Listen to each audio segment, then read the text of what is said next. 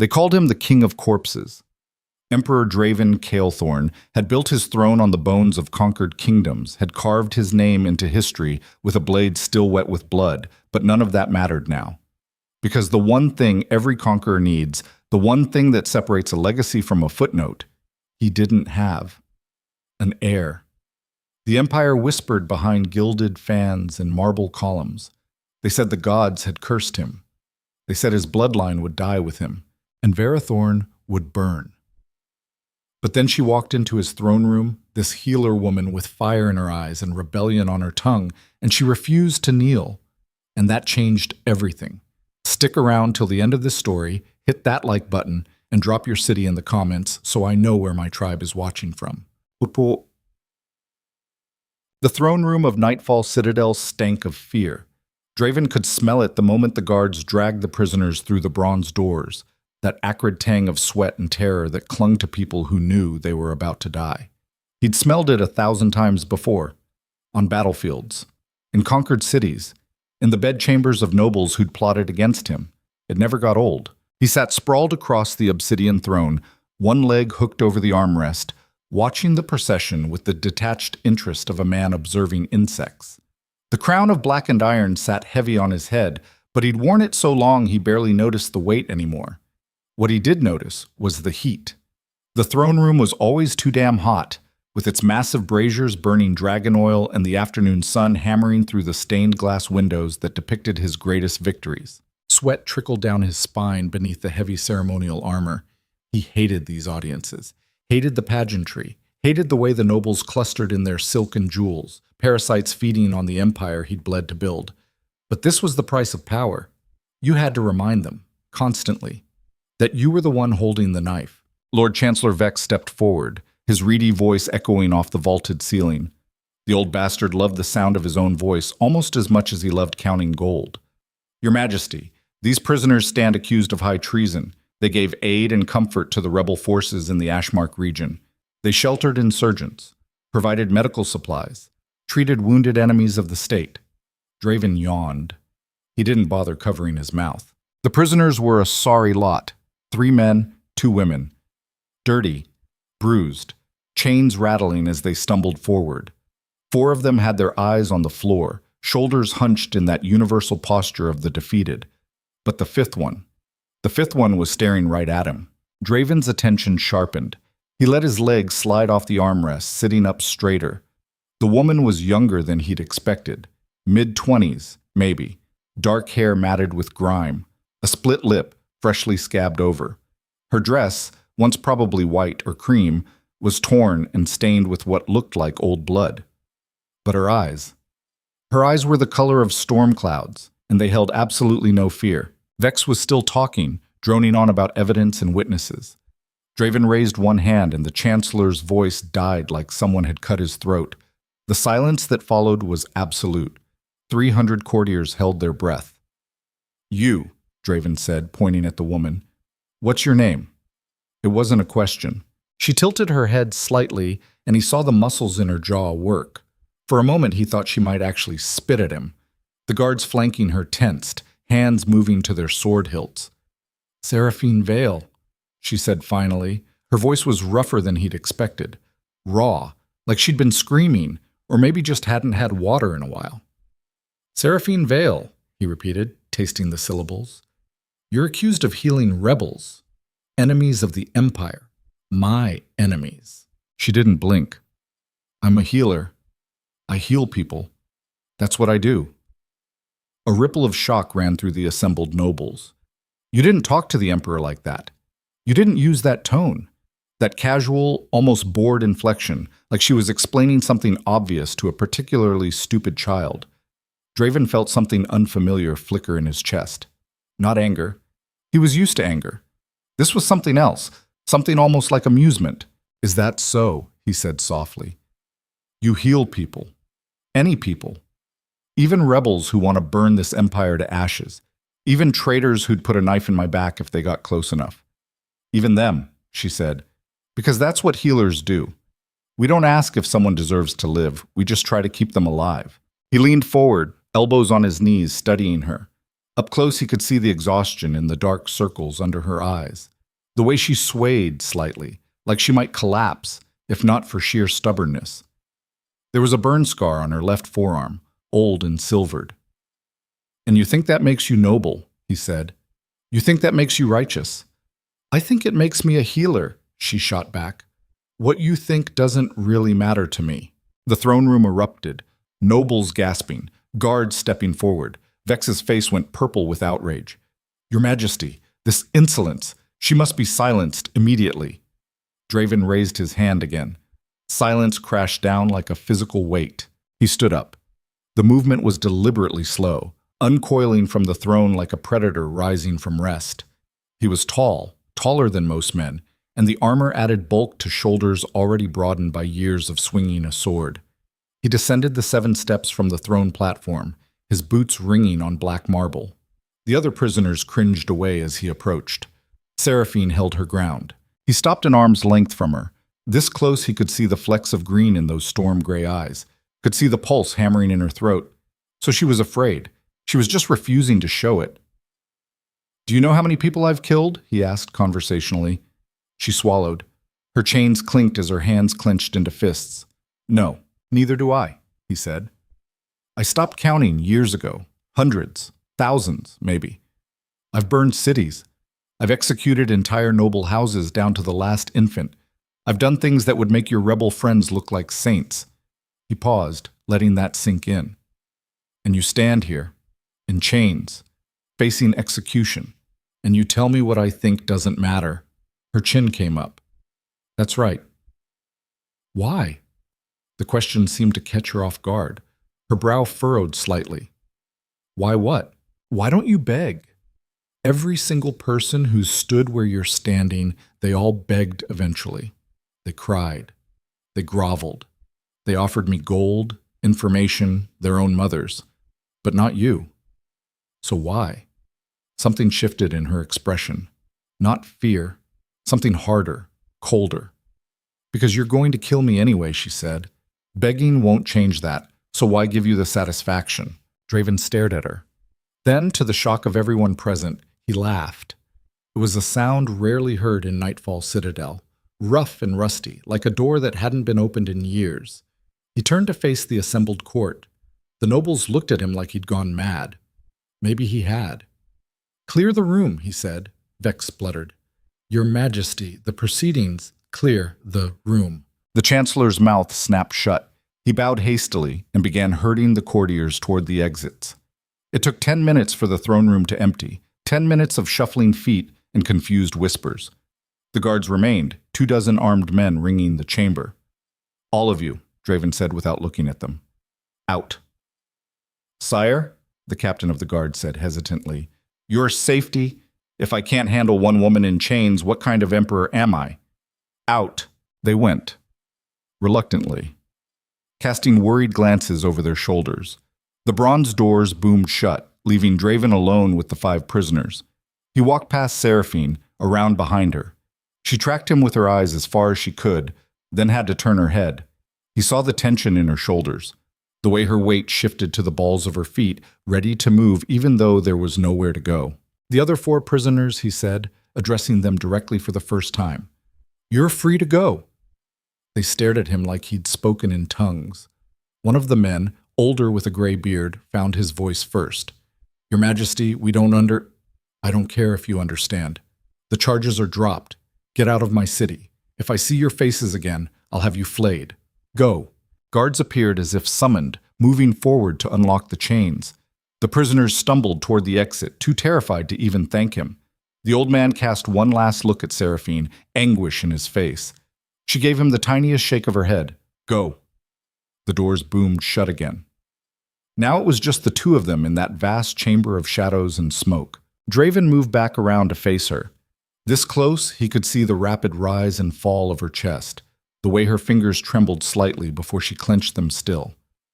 "You should have run," he said quietly. "I don't run." "No," he agreed. "You don't.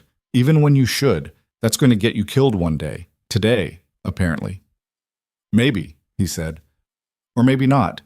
Depends on you." Her eyes narrowed. "What do you want?" It was his turn to pause, to consider. What did he want? He'd been asking himself that question a lot lately, usually in the deep hours of the night when sleep wouldn't come and the weight of the Empire pressed down on his chest like a stone. I want you to tell me the truth, he said finally. Do you actually believe in what you're doing? This healing everyone nonsense? Or is it just a cover? A way to move through the countryside, gathering intelligence for the rebels? It's not nonsense, she said, and there was heat in her voice now. Real anger breaking through the exhaustion. People are dying. Whole villages burned to the ground because they couldn't pay your taxes.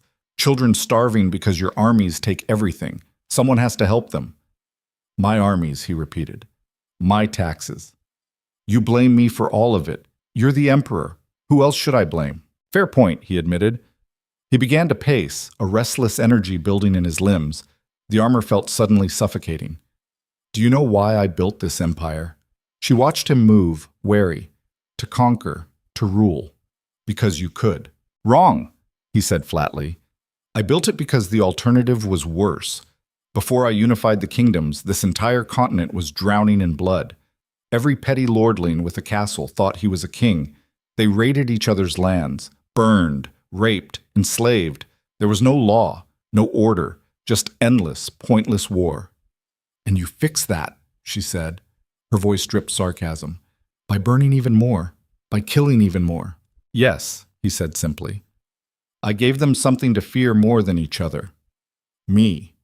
I showed them that rebellion meant death, that disloyalty meant extinction.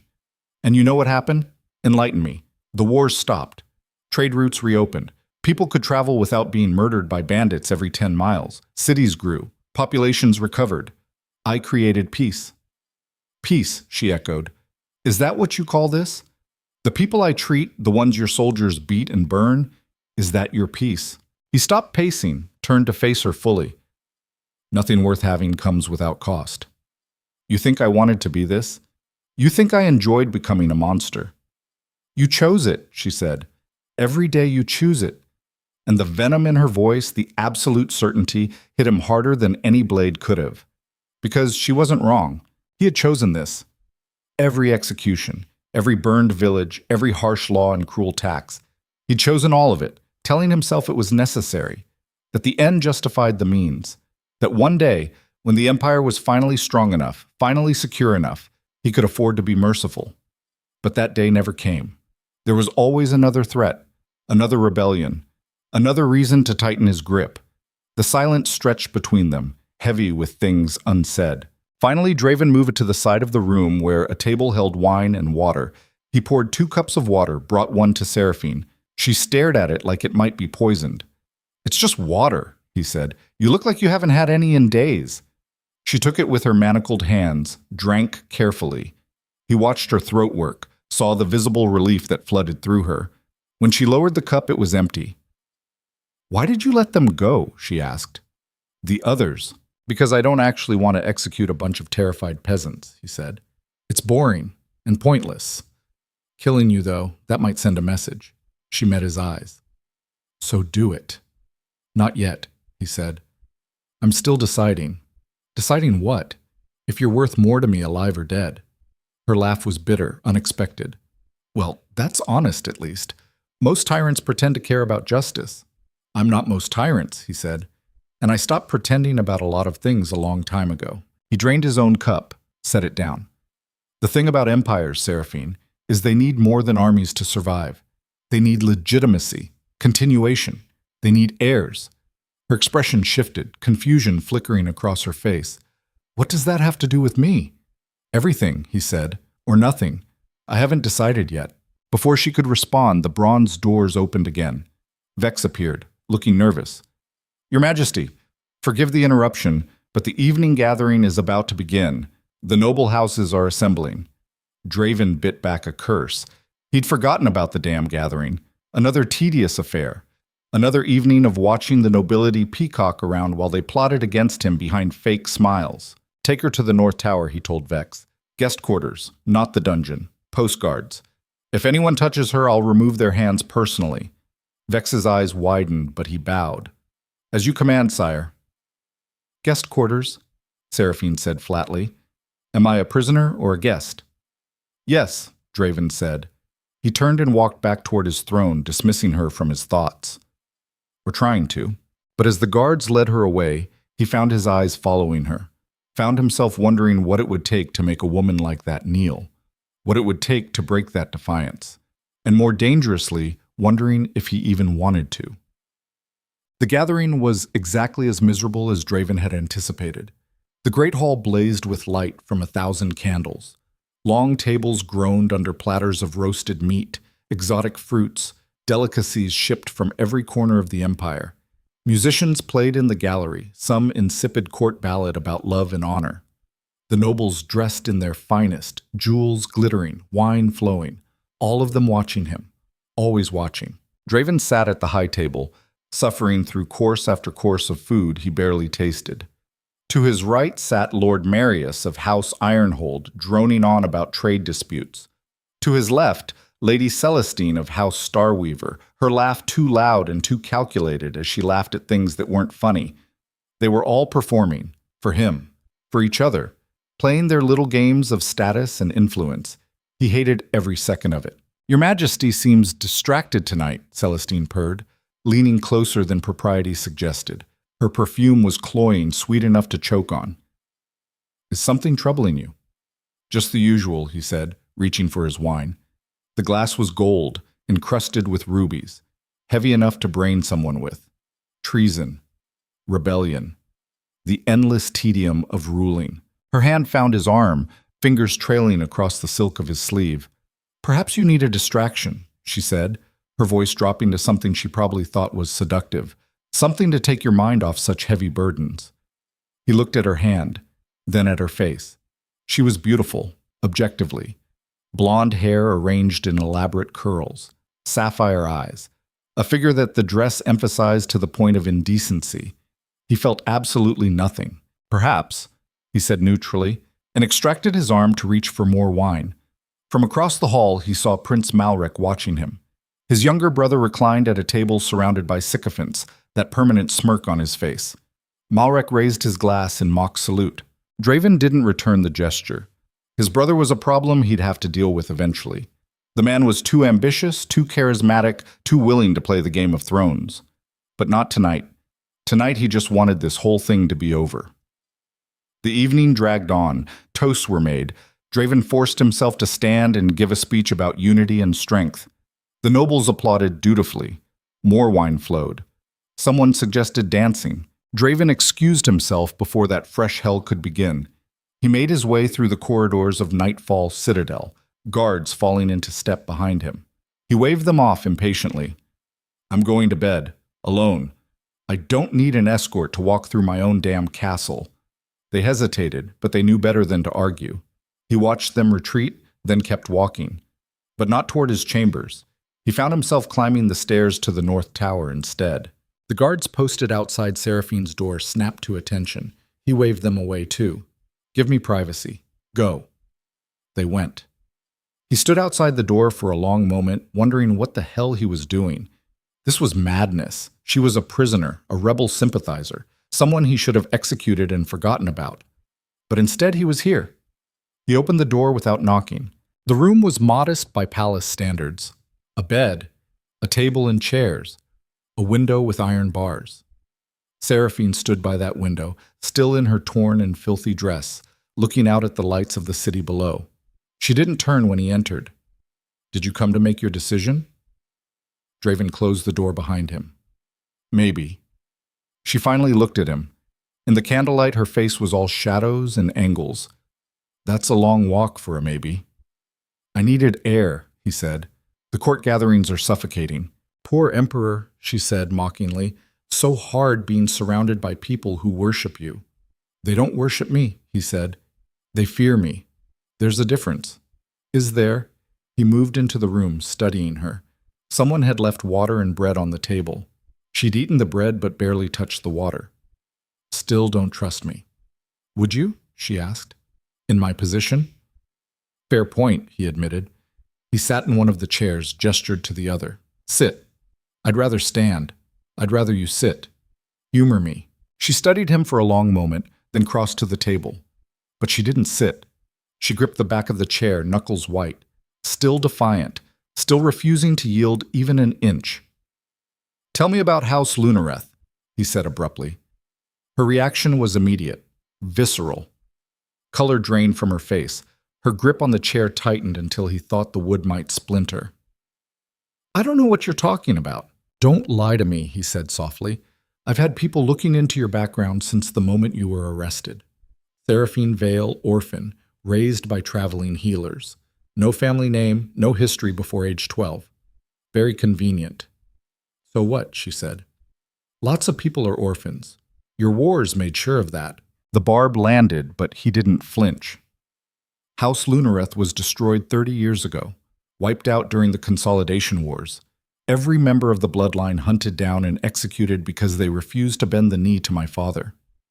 She said nothing, but he saw her throat work as she swallowed. "They had a gift," he continued, "a power passed down through generations. Lunar magic, they called it. Healing, protection, the ability to see truth through lies. Very dangerous abilities if you're trying to build an empire on fear."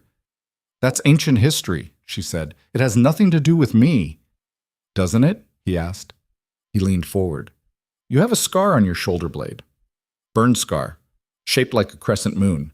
I saw it when the guards searched you." Her hand moved unconsciously to her shoulder, then froze. "That mark," Draven said. "It's the sigil of House Lunareth. Every member of the bloodline bore it. A birthmark that manifested with their powers." Seraphine turned away from him, moved back to the window. When she spoke, her voice was barely above a whisper. "If what you're saying is true, if I really am what you think I am, then you should kill me. Finish what your father started." "Maybe," he said. "Or maybe you're exactly what I need." She whirled to face him. "What the hell does that mean?" He stood, moved toward her, slowly, like approaching a wild animal that might bolt. "There's a prophecy," he said. "Old words from the priests before I had them all executed or driven out. They spoke of a moon queen, a daughter of Lunareth who would rise in the Empire's darkest hour. They said she would either save it or destroy it." "Prophecies are bullshit," she spat. "Probably," he agreed. "But the nobles believe in them. The people believe in them. And right now my empire is fracturing. Rebellions in 3 provinces. My brother circling like a vulture, and no heir to secure the line." He stopped an arm's length from her, exactly where he'd stood in the throne room. "I need a queen," he said. "Someone who can give me an heir. Someone who can bring legitimacy to my rule beyond just fear and conquest." "And you think I'll just agree to that?" she said incredulously. "Marry you, bear your children, become part of everything I despise?" "No," he said honestly. "I think you'll fight me every step of the way, but I also think you're smart enough to see the opportunity." "What opportunity?" "To be a tyrant's whore, to change things," he said. "From the inside. As Empress, you'd have power, resources. You could help those people you care so much about, build hospitals, reform the laws, make a real difference instead of just stitching up rebels in barns." That actually made her pause. He saw the calculation in her eyes, the wheels turning. "Why would you give me that kind of power?" she asked. "You don't strike me as the sharing type." "Because I'm tired," he said. And the admission surprised him as much as it did her. "I'm tired of being the monster, tired of endless war and execution, and wondering if tonight's the night someone finally gets a knife past my guards. I've built this empire. Now I need someone to help me actually run it, someone the people might actually love instead of just fear." "Love," she repeated. "You think people could love me just because I used to heal them?" "I think they'd love you for not being me," he said. "And I think if anyone could actually make this empire into something better, it might be you. If you're willing to try." Seraphine stared at him. He could see her mind working, weighing options, calculating odds. She wasn't stupid. She knew she had almost no leverage here, but she also knew he wouldn't have made this offer if he didn't need her. "What if I refuse?" she asked finally. "Then I'll have you executed at dawn," he said, "and find someone else. It won't be as effective, but I'll manage." "How romantic," she said dryly. "I'm not offering romance," he said. "I'm offering a deal, a partnership. You give me an heir and legitimacy. I give you power and the chance to actually change things." "And what happens when I try to change things you don't like?" she asked. When I start dismantling your precious empire of fear. Then we'll fight about it, he said with a shrug. Wouldn't be the first time someone disagreed with me. Usually ends badly for them, but you seem to enjoy taking risks. Despite everything, he saw the corner of her mouth twitch, almost a smile. You're insane. Probably, he agreed. Is that a yes? She took a deep breath, let it out slowly. If I agree to this, I have conditions. Of course you do. I want full access to the treasury for medical supplies and relief efforts. I want the authority to pardon nonviolent prisoners. And I want your word that you'll actually listen when I tell you you're being a tyrant. Done, and that last one's impossible, but I'll try, he said. Anything else? Yes, she said. She stepped closer to him, close enough that he could see the gold flecks in her eyes, close enough to smell the sweat and grime, and something underneath that was just her. If I'm going to do this, if I'm going to tie myself to you, I need to know. Did you have my mentor killed? The question hung between them like a blade. The old healer, he said. In the village of Thornmere, 3 months ago. Yes. He held her gaze, didn't look away. Yes. My soldiers executed him for harboring insurgents. I gave the order. He watched her absorb that, watched the pain flash across her face before she locked it down, expected her to rage at him, to attack him, to call the whole thing off. Instead, she just nodded slowly. Thank you for being honest. Does that change your answer? He asked. She was quiet for a long moment. When she finally spoke, her voice was steady. No. Because if I say no, his death meant nothing. But if I say yes, if I can actually use this power to save others, then maybe it meant something after all. She held out her hand. Her fingers trembled slightly, but her eyes were clear. I'll be your queen, she said, and may the gods help us both. Draven took her hand. Her skin was rough, scarred from years of healing work. Nothing like the soft, pampered hands of the court ladies. He found he preferred it. No gods, he said. Just us. That's all we've ever had anyway. He should have left then.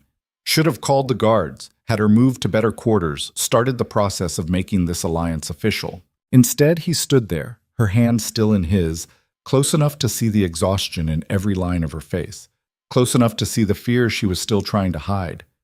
I meant what I said, he told her quietly, about being tired, about wanting things to be different. I don't expect you to believe me, but it's true.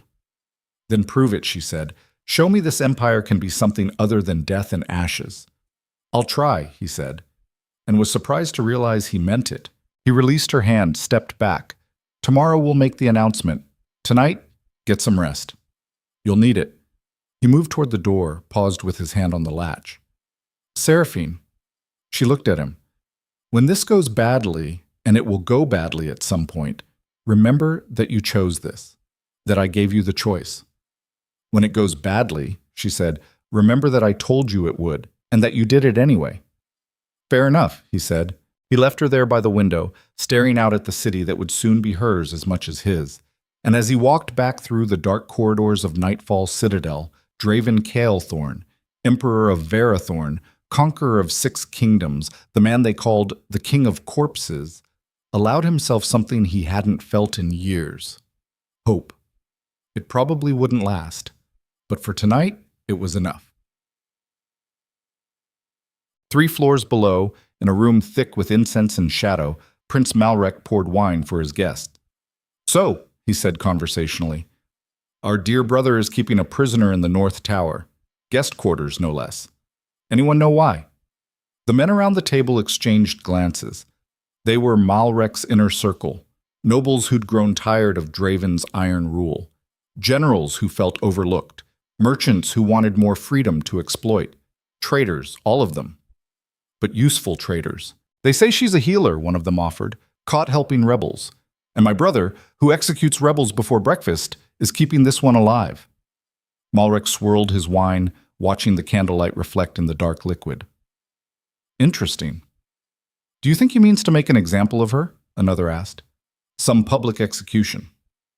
No, Malrek said slowly. If that were the case, she'd be in the dungeons. This is something else. He set down his glass, leaned back in his chair. Send word to our people in the palace. I want to know everything about this woman, where she came from, what she said to my brother, why he's suddenly interested in a common healer, and if we find out, then we'll decide how best to use the information, Malrek said with a smile that didn't reach his eyes. After all, my brother has always been so focused on external threats. It would be a shame if he forgot to watch his back. The men laughed, toasted to their prince's cleverness, made plans and promises in that smoke-filled room. None of them noticed the servant in the corner, the one refilling wine glasses and clearing plates, the one whose eyes were just a bit too sharp, whose ears were just a bit too keen, the one who would report every word back to Emperor Draven before the night was through. Because even tyrants need spies, especially when their own blood plots against them. The spy's report reached Draven before dawn. He read it standing by the window of his private study, still dressed in yesterday's clothes. He hadn't slept. Sleep was a luxury emperors couldn't afford when their brothers plotted in smoke-filled rooms and whispered treason over wine. The parchment crackled as his grip tightened. Malrek. Always Malrek. His younger brother had been circling for years, gathering malcontents like flies to rotting meat. But this was different. This was focused, deliberate. They were asking about Seraphine. Draven set the report down, poured himself water from the pitcher on his desk. His hands were steady. They were always steady. That's what years of killing did to you. It burned away the tremors, the hesitation, everything soft. Left only the cold mechanism of survival. He'd known this would happen. The moment he'd spared her in the throne room, the moment he'd made that offer, he'd known it would draw blood. Everything he did drew blood eventually. The question was how much? A knock at the door. Sharp. Efficient. Come. Vex entered, looking even more haggard than usual. The old chancellor hadn't slept either. Your Majesty, the preparations for the announcement are complete. The scribes have drafted the proclamation. The noble houses have been summoned to court at midday. Good, Draven said. He turned from the window, studied the man who'd served him for 20 years. Tell me honestly, Vex, how badly will this go? The chancellor's throat worked. He knew better than to lie. Very badly, sire. The houses will see it as weakness. Taking a rebel sympathizer as your bride, they'll question your judgment. Let them question, Draven said. I've been questioned before. They'll also question her lineage, Vex continued carefully. If word spreads about House Lunareth, about the prophecy, it could destabilize everything. Half will see her as a threat. The other half as a tool to be used against you. Then they'll all learn what happens when they reach for tools that bite back, Draven said flatly. Anything else? Prince Malrek requested an audience this morning. Of course he did. Draven felt something that might have been amusement if he still remembered how to feel amused. Tell my dear brother I'll see him after the announcement, not before. Vex bowed and retreated, leaving Draven alone with his thoughts. And his thoughts, as always, turned to violence. Not the hot rage of battle. That was easy, simple.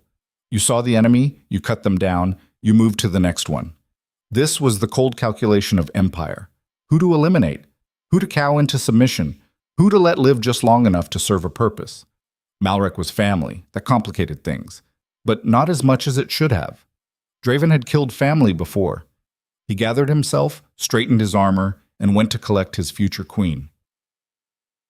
Seraphine was already awake when the servants arrived. She'd spent the night sitting by the window, watching the city breathe in the darkness.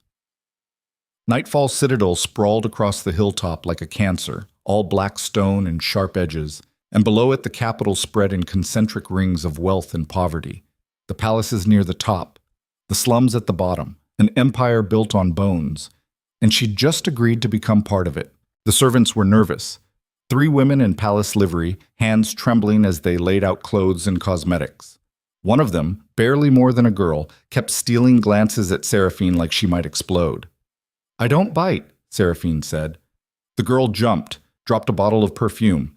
It shattered on the marble floor, filling the room with the cloying scent of roses. I'm sorry, the girl gasped.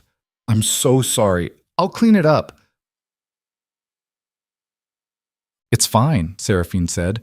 She stood, moved toward the spilled perfume. The girl scrambled back like Seraphine had drawn a knife. The oldest of the servants, a woman with gray streaking her dark hair, stepped forward. We're here to prepare you, milady, for the announcement. His Majesty's orders. Milady. not prisoner. The word tasted wrong in Seraphine's mouth. What exactly does preparation involve? She asked. The woman gestured to the clothes laid out on the bed. A bath. Proper attire. Something befitting the future empress. Seraphine looked at the dress. It was beautiful in an aggressive sort of way. Deep crimson silk with black embroidery. High collar, long sleeves. The kind of thing designed to make a statement. I look like I'm going to war, she said. You are, the older woman said quietly. Just a different kind. Their eyes met. Understanding passed between them. This servant had seen things, had survived in this palace long enough to know how the game was played. What's your name? Seraphine asked. Marin. How long have you served here, Marin? 23 years, the woman said, since before the current emperor took the throne. Then you knew his father. Something shifted in Marin's expression. Hardened. I did. Was he worse? Marin's silence was answer enough. Seraphine let them bathe her, dress her, arrange her hair. She sat still while they painted her face, transforming the exhausted healer into something that looked like it belonged in a palace. She watched herself disappear in the mirror, replaced by this crimson creature with two bright lips and eyes lined in black. When they finished, she barely recognized herself. Perfect, Marin said softly. Now you look dangerous. Good, Seraphine said. She was going to need dangerous. The door opened without warning. No knock, no announcement. Just Draven filling the doorway like he owned it. Which he did. He owned everything. The servants fled, smart. Draven studied her and she saw something flicker in his eyes. Approval, maybe. Or hunger. With him it was hard to tell the difference. You clean up well, he said. You say the sweetest things, she replied. He moved into the room, and she was struck again by how much space he took up. Not just physically, though he was built like a man who'd spent his life swinging a sword. It was something else, an aura of violence barely contained, like standing next to a wolf that remembered it was a wolf. Having second thoughts, he asked. About 50 of them, she said. But I don't go back on my word. Good, because neither do I. He held out his hand. The court is assembled. Time to give them something to talk about. She took his hand.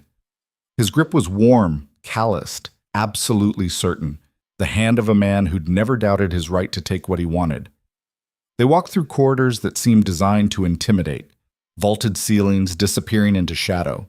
Tapestries depicting battles and executions. Everywhere the smell of dragon oil and old stone. Guards snapped to attention as they passed. Servants pressed themselves against walls. No one looked directly at Draven. No one dared. Tell me something, Seraphine said. Do you actually enjoy this? The fear. The groveling. He glanced at her. Would you believe me if I said no? Probably not. Then why ask? Because I'm trying to figure out if you're a monster by choice or by necessity. That stopped him. They were alone in the corridor, just for a moment, and he turned to face her fully. Does it matter? He asked. It might, she said.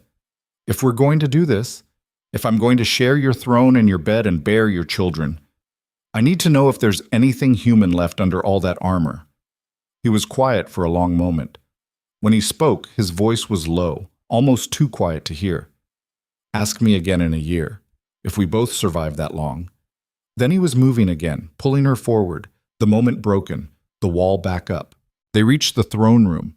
She could hear the murmur of voices beyond the bronze doors. Hundreds of people waiting to judge her. Last chance, Draven said. You walk through those doors, there's no going back. She thought of her mentor, thought of all the people she'd treated in dirty barns and burned-out villages, thought of the choice between dying meaninglessly or living dangerously. Open the doors, she said. He smiled. It wasn't a kind smile, but it was real. That's my queen. The bronze doors swung open. The throne room fell silent as they entered. Every eye turned toward them. 300 nobles in their finest, all trying not to stare and failing completely. Seraphine felt the weight of their attention like a physical thing, judging, calculating, wondering who she was and what it meant. Draven didn't pause, didn't hesitate. He walked straight toward the throne like he owned the ground beneath his feet, which he did. He owned all of it. Seraphine kept pace beside him, head up, shoulders back, the way Barren had taught her in those few minutes before Draven arrived. You're not a prisoner anymore. You're their future empress. Make them believe it. They climbed the 7 steps to the throne platform. Draven sat, gestured to the smaller throne beside his that Seraphine hadn't noticed before. It looked new, hastily made but richly appointed. She sat. The throne was cold through the silk of her dress.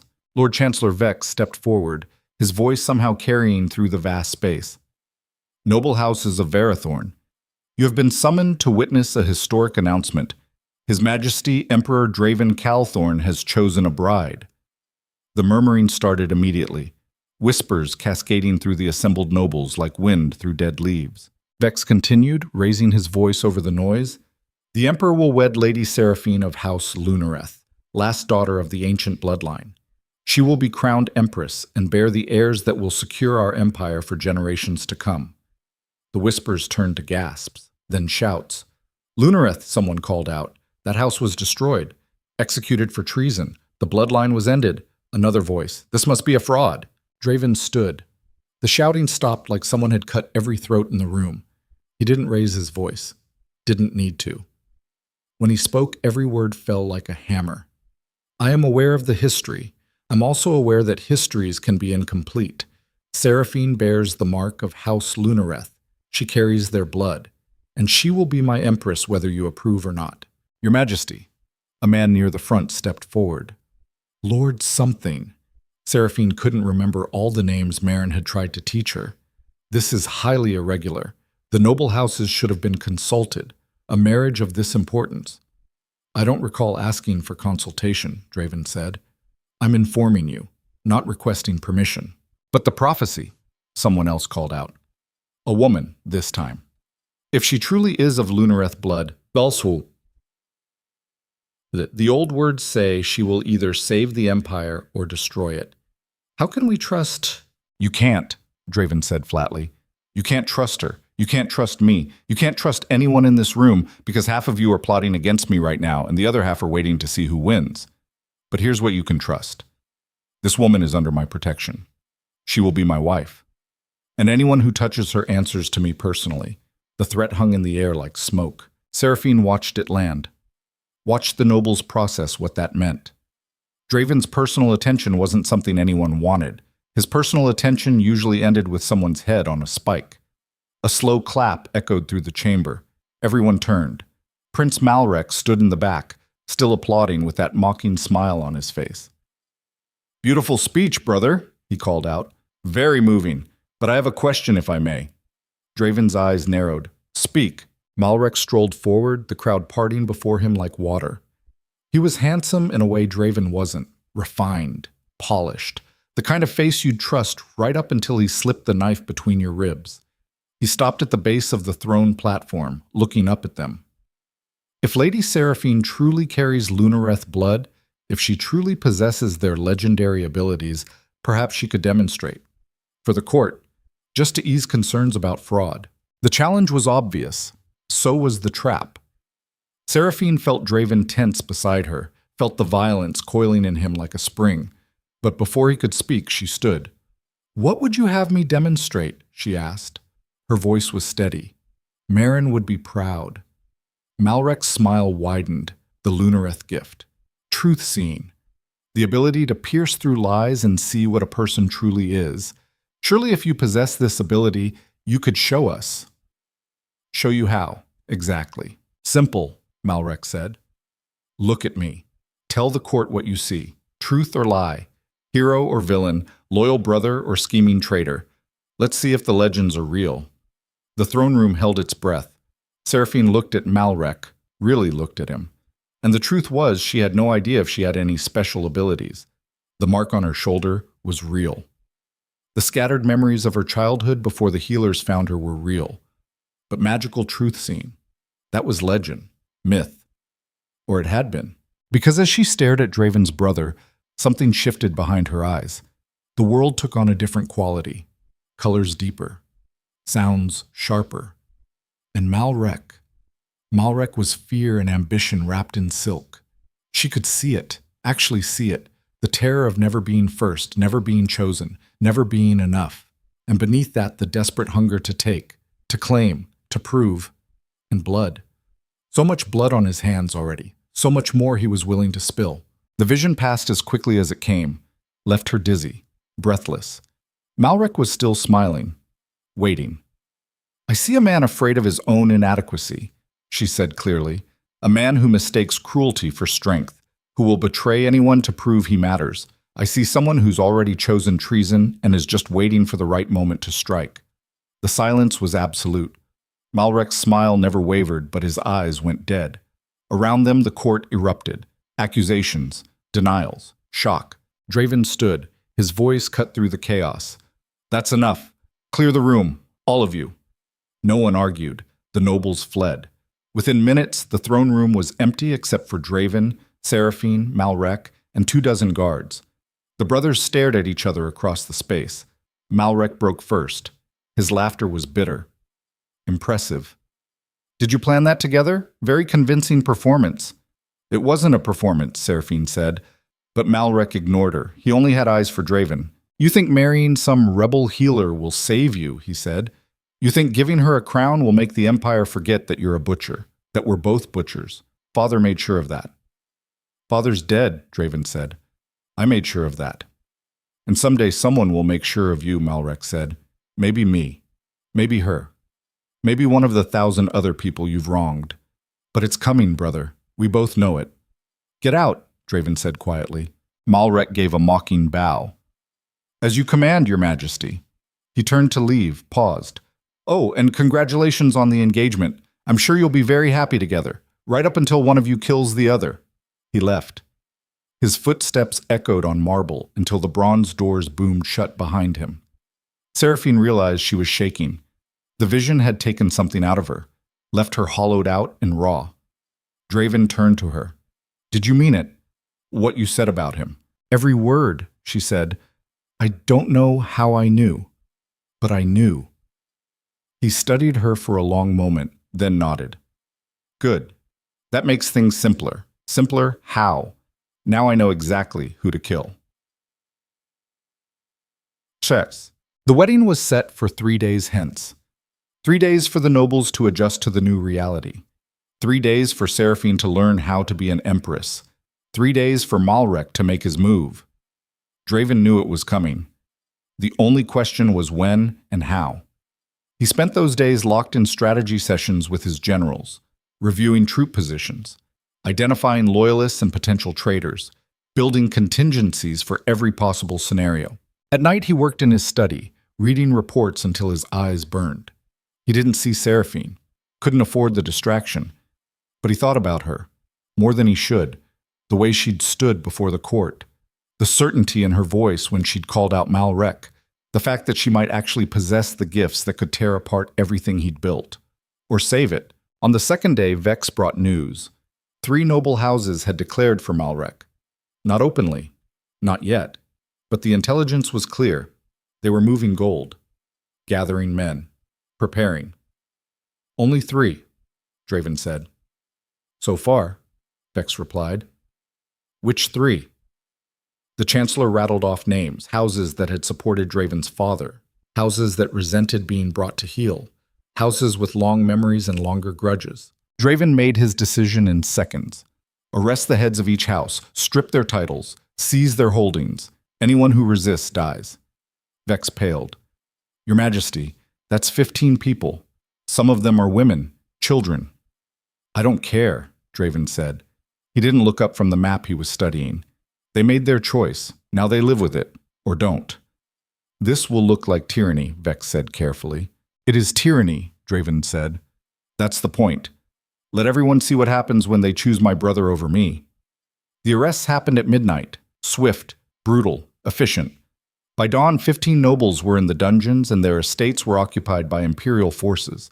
By noon, the city was buzzing with rumors. By evening, Malrek sent a message. Draven read it in his study. The parchment smelled of expensive ink and mockery. The message was simple. 5 words. "You've already lost, brother." Draven burned it, watched the parchment curl and blacken in the brazier. Then he went to find Seraphine. She was in the palace gardens. It surprised him. He'd expected to find her in her room, studying or plotting or whatever it was she did. But instead she was outside, kneeling in the dirt beside a servant who'd clearly been injured. The servant, a young man, had a gash across his arm, deep, recent. Seraphine had torn strips from her dress, was using them to bind the wound. Her hands moved with practiced efficiency. "How did this happen?" she asked. "Fell," the servant said. His voice was tight with pain. "Carrying supplies. Lost my footing." Seraphine tied off the bandage. Her fingers were stained with blood. "You need to be more careful. This could have been much worse." "Thank you, milady." The servant scrambled to his feet, bowed awkwardly, and fled, leaving Seraphine alone with Draven. She stood, brushed dirt from what was left of her dress, looked at him with those storm-colored eyes that saw too much. "Come to check on your investment," she asked. "Come to warn you," he said. "Things are moving faster than I anticipated. The wedding's tomorrow. After that, you'll be a target." "I'm already a target," she said. "I was a target the moment you dragged me into that throne room." "Fair point," he admitted. He moved closer, studied the blood on her hands. "You're still healing people." "It's what I do," she said. "I can't just stop because you put a crown on my head. That's going to get you killed," he said. "You can't trust anyone in this palace. Not the servants, not the guards, not even me. Especially not you," she said. But she smiled when she said it. Small, tired, real. Something in his chest twisted. An unfamiliar sensation. Uncomfortable. "I had 15 nobles arrested today," he said. He didn't know why he was telling her. She'd find out anyway. Everyone would. But he wanted her to hear it from him first. Her smile faded. "Why?" "Because they were plotting with Malrek. Because I can't afford uncertainty. Because that's what emperors do." "That's what tyrants do," she corrected. "Same thing," he said. She studied him, then moved to the fountain at the center of the garden, washed the blood from her hands. The water ran pink. When she spoke, her voice was quiet, controlled. "Do you want to know what I see when I look at you?" He should have said no, should have walked away. But instead, he found himself saying yes. She turned to face him. Water dripped from her fingers. "I see someone drowning," she said. "Someone who built themselves a suit of armor so heavy they can't remember how to take it off. I see someone who's terrified that if they stop being the monster for even 1 second, everything will fall apart." She paused. "Let that land. And you're not wrong," she continued. "It probably will fall apart. This whole empire is held together by fear and violence, and your willingness to do things other people won't. But that's not the same as it being right." "I never said it was right," Draven said. "I said it was necessary." "For who?" she asked. "For the empire. For you. Or are those the same thing now?" He wanted to argue, wanted to explain, but the words wouldn't come because she'd hit something true, something he'd spent years burying. The empire was him. He was the empire. He'd made sure of that. And if he ever stopped being the one willing to do the terrible things, someone else would step in. Someone like Malrek. Someone worse. Or maybe someone better. That was the thought that kept him awake at night. "Tomorrow," he said instead. "Tomorrow we marry. And then we see if this gamble pays off." "And if it doesn't," she asked. "Then we die," he said simply. "Both of us. But at least we'll die having tried." She laughed. It was a sound of disbelief, of exhaustion, of something that might have been hope if hope wasn't such a dangerous thing. "You're insane," she said. "You've mentioned that before," he said. He held out his hand. "Come with me. There's something you need to see." She hesitated, then took his hand. He led her through the palace, not to the throne room or the great hall or any of the public spaces. He took her down, below, into the parts of Nightfall's citadel that most people never saw. The dungeons were exactly as grim as expected. Stone walls slick with moisture, iron doors, the smell of human waste and despair. Seraphine stopped walking. "Why are we here?" "Because you need to understand what you're signing up for," he said. He gestured to the cells. "These are the nobles I arrested, men and women who decided my brother was a better bet than me." He moved to one of the cells. Inside, a man sat chained to the wall. Lord Garrett of House Ironhold, one of the richest men in the empire. The man looked up. His face was bruised, fresh, recent. Your Majesty, he said. His voice cracked. Please, I can explain. I never meant... Save it, Draven said. He turned to Seraphine. This man financed 3 rebellions, hired assassins to kill me, burned villages that supported my rule, and he did it all while smiling at me across the dinner table. He gestured to the next cell. A woman this time, elderly, frail-looking. Lady Marceline of House Starweaver, he said. She poisoned my food taster last year. Would have gotten me too if I hadn't noticed the smell. Cell after cell, traitor after traitor, each one with blood on their hands. When they reached the end of the row, Draven stopped, looked at Seraphine. Tomorrow I'm going to execute all of them, he said, publicly, as a message. And you're going to stand beside me and watch, because that's what being Empress means. Making the hard choices, getting blood on your hands. Seraphine's face was pale, but her voice was steady. And if I refuse, then you're not ready to be Empress, he said. And this whole thing falls apart before it even starts. She looked at the cells, at the prisoners, at him. There's another option, she said slowly. He raised an eyebrow. I'm listening. Exile, she said. Strip them of everything, titles, land, wealth, but let them live. Send them so far away they can never threaten you again. That's mercy, he said. Mercy is weakness. No, she said. Mercy is a tool. Like fear, like violence, you use it when it serves you. And right now executing 15 nobles will make you look desperate, like you're scared of Malrek. But exiling them, showing that you're confident enough to let them live, that sends a different message. He stared at her, turned the idea over in his mind, tested it for weaknesses, found fewer than he expected. You're saying I should show restraint, he said, right before a potential civil war, when I need to look strong. I'm saying strength comes in different forms, she said, and the Empire needs to see that you're more than just a butcher, and if they see it as weakness, if it emboldens Malrek, then we deal with that, she said, together. He was quiet for a long time, long enough that the prisoners started to hope. He could see it in their eyes, that desperate, dangerous thing. Hope was what got people killed. But maybe, just maybe, it was also what kept them alive. Fine, he said finally. Exile. But if any of them set foot in the Empire again, they die. No trial, no second chances, just death. Agreed, she said. He gestured to the guards. Release them. Seize all assets. Arrange transport to the eastern wastes. They leave before dawn. The guards moved to obey. The prisoners wept, some with relief, some with rage. Draven didn't care which. He turned and walked away. Seraphine fell into step beside him. They didn't speak until they were back above ground, back in the parts of the palace where the air didn't smell like suffering. Thank you, she said quietly. Don't thank me, he said. This was tactics, not kindness. Can it be both? No, he said.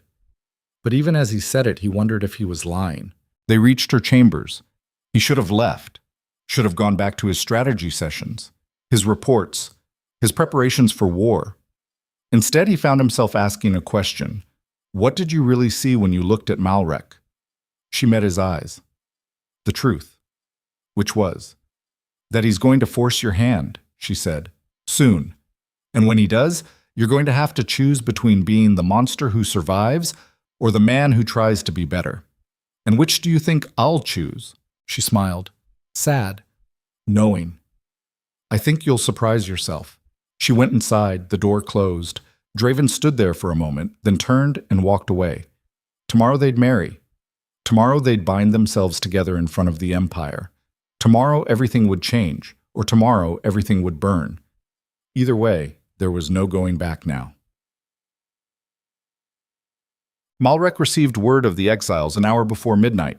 He sat in his chambers, reading the report, then reading it again. Then he started laughing. His advisors looked at each other nervously. My lord, one of them ventured, this is good news, isn't it? Your brother showed weakness, mercy. The houses will see, they'll see exactly what I want them to see, Malrek said. He stood, began to pace. My brother didn't show weakness, he showed her influence. The healer, she's changing him.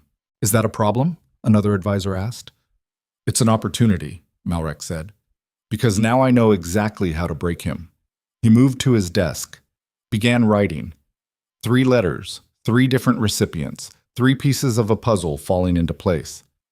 When he finished, he sealed each with his personal sigil. The advisors waited. The wedding is tomorrow, Malrek said. My brother will marry his little rebel queen.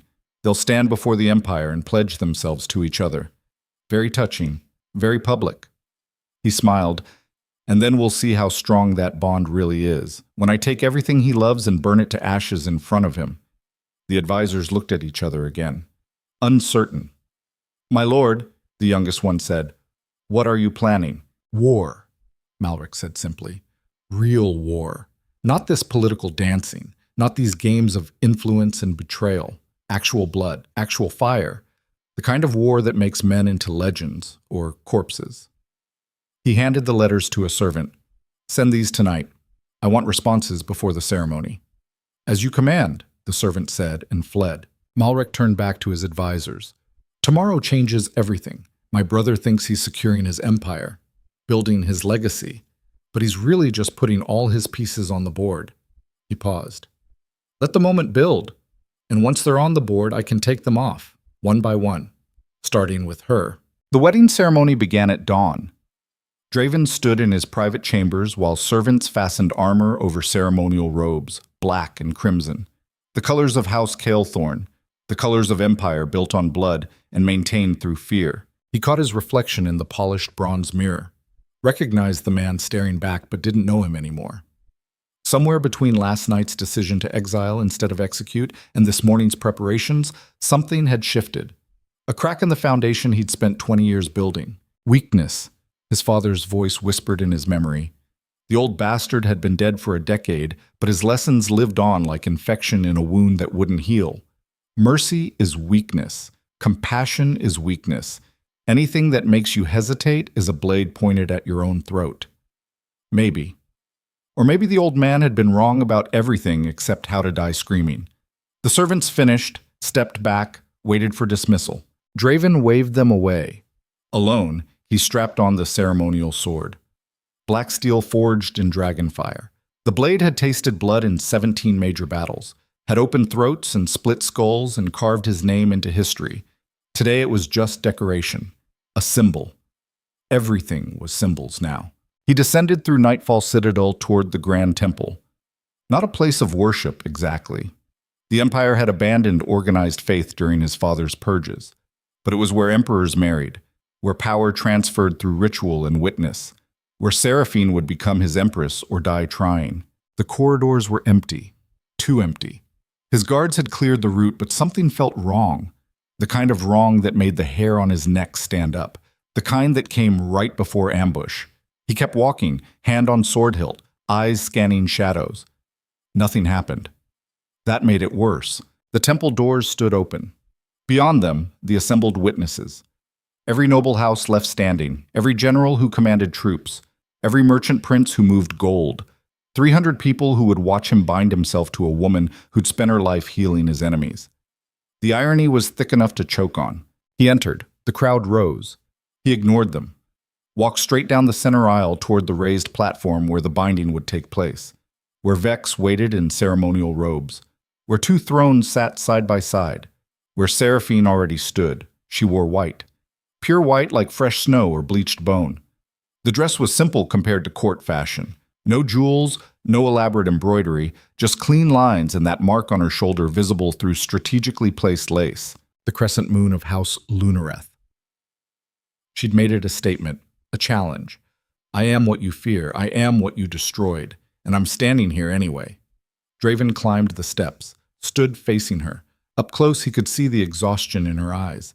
She hadn't slept either. Smart woman. Last chance, he said quietly. Only she could hear. We can still call this off. And do what instead? She asked. Go back to being your prisoner. You were never my prisoner, he said. Not really. She smiled. It was sharp, knowing. Keep telling yourself that. Vex cleared his throat. A not-so-subtle reminder that 300 people were watching. The ceremony began. Draven barely heard the words, ancient ritual, pledges and oaths, binding not just two people but bloodlines, destinies. The future of the Empire and vows spoken over clasped hands. He said what was required. So did she. Their voices steady, controlled, giving nothing away. Then came the blood binding. An old tradition, older than the Empire, older than most things people remembered. Vex produced a knife, silver, ceremonial, sharp enough to cut clean. First Draven's palm, a line of red welling up, then Seraphine's. She didn't flinch. They pressed their hands together, blood mingling. The old magic, whatever was left of it, recognizing the bond. For a moment Draven felt something shift, like reality bending around them, like doors opening in his mind that had been locked forever. Then it passed, left only the sting of the cut and Seraphine's hand warm in his. Vex raised their joined hands, presented them to the assembled crowd. Behold your Empress, Seraphine of House Lunareth, bound by blood to Emperor Draven Kaelthorn. May their union bring strength to the Empire and heirs to secure the throne. The crowd applauded. Dutiful. Mechanical. Fear dressed up as celebration. Draven led Seraphine down from the platform, through the aisle, out into morning light that seemed too bright, too clean for what they'd just done. The wedding feast would be held in the Great Hall, hours of performance, toasts and speeches, and watching enemies smile while they sharpened knives behind their backs. But first they had a moment, just a moment. In the corridor between temple and palace, Seraphine pulled her hand from his, looked at the cut. It was already clotting. That's it then, she said. We're bound. Till death, he agreed, which given current circumstances might not be long. She laughed, raw, exhausted. You really know how to sweet-talk a woman. I'm told it's one of my better qualities, he said. Then more seriously, are you ready for what comes next? The feast, the politics, the 100 ways people will try to kill us before dessert. That, he said. And after, tonight, when we have to actually consummate this. Her expression shifted. Not fear exactly, something more complicated. We're really doing this. All of it. We are, he said. Unless you've changed your mind. Have you? He studied her. This woman who'd walked into his throne room in chains and refused to kneel, who'd called him a tyrant to his face, who saw through him like he was made of glass. No, he said. I haven't.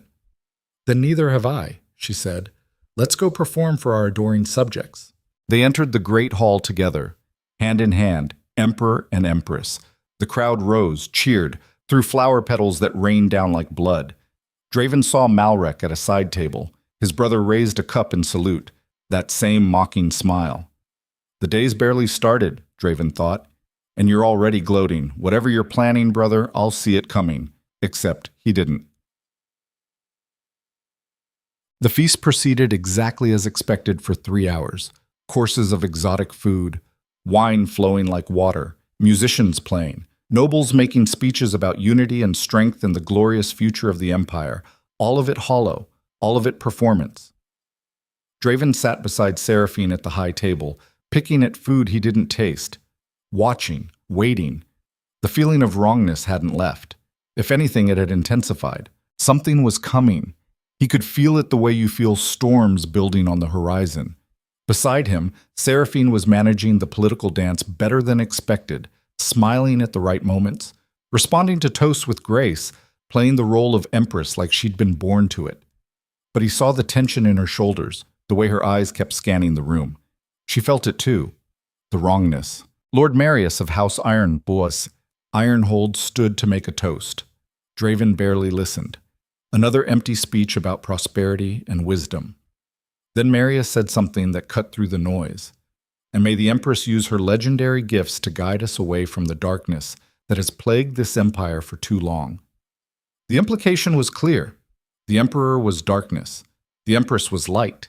The empire needed saving from its own ruler. The room went silent. Every eye turned to the high table. Draven felt rage building, cold and controlled, the kind that ended with heads on spikes. Before he could respond, Seraphine stood. Lord Marius, she said, her voice carried across the hall. You speak of darkness and light as if they're separate things, as if one can exist without the other. But that's not how the world works. She paused. Let them absorb that. The empire wasn't built on kindness. It was built on hard choices and harder consequences. And while I intend to use whatever influence I have to help those who suffer, I won't pretend that what came before was wrong simply because it was difficult. Draven stared at her. She was defending him. To his enemies, in front of the entire court, Seraphine continued, her words precise, deliberate. Change takes time, it takes patience, and it takes understanding that the man who built this empire did so because the alternative was worse. So let's toast to the future by all means. But let's not forget that we have a future because Emperor Draven made sure we survived the past. She raised her cup. To the Empire, and to the Emperor who holds it together. The crowd had no choice but to drink, to echo the toast, to swallow their criticisms. Marius sat down, face red. Draven caught Seraphine's eye. She gave the tiniest shrug, as if to say, "You're welcome." But the moment passed, the feast continued, and that feeling of wrongness kept building. It broke an hour later. A guard burst into the hall, stumbling, bleeding from a gash across his forehead. "Your Majesty," he gasped. "The eastern gate. We're under attack." The hall erupted, nobles shouting, guards drawing weapons, chaos spreading like fire.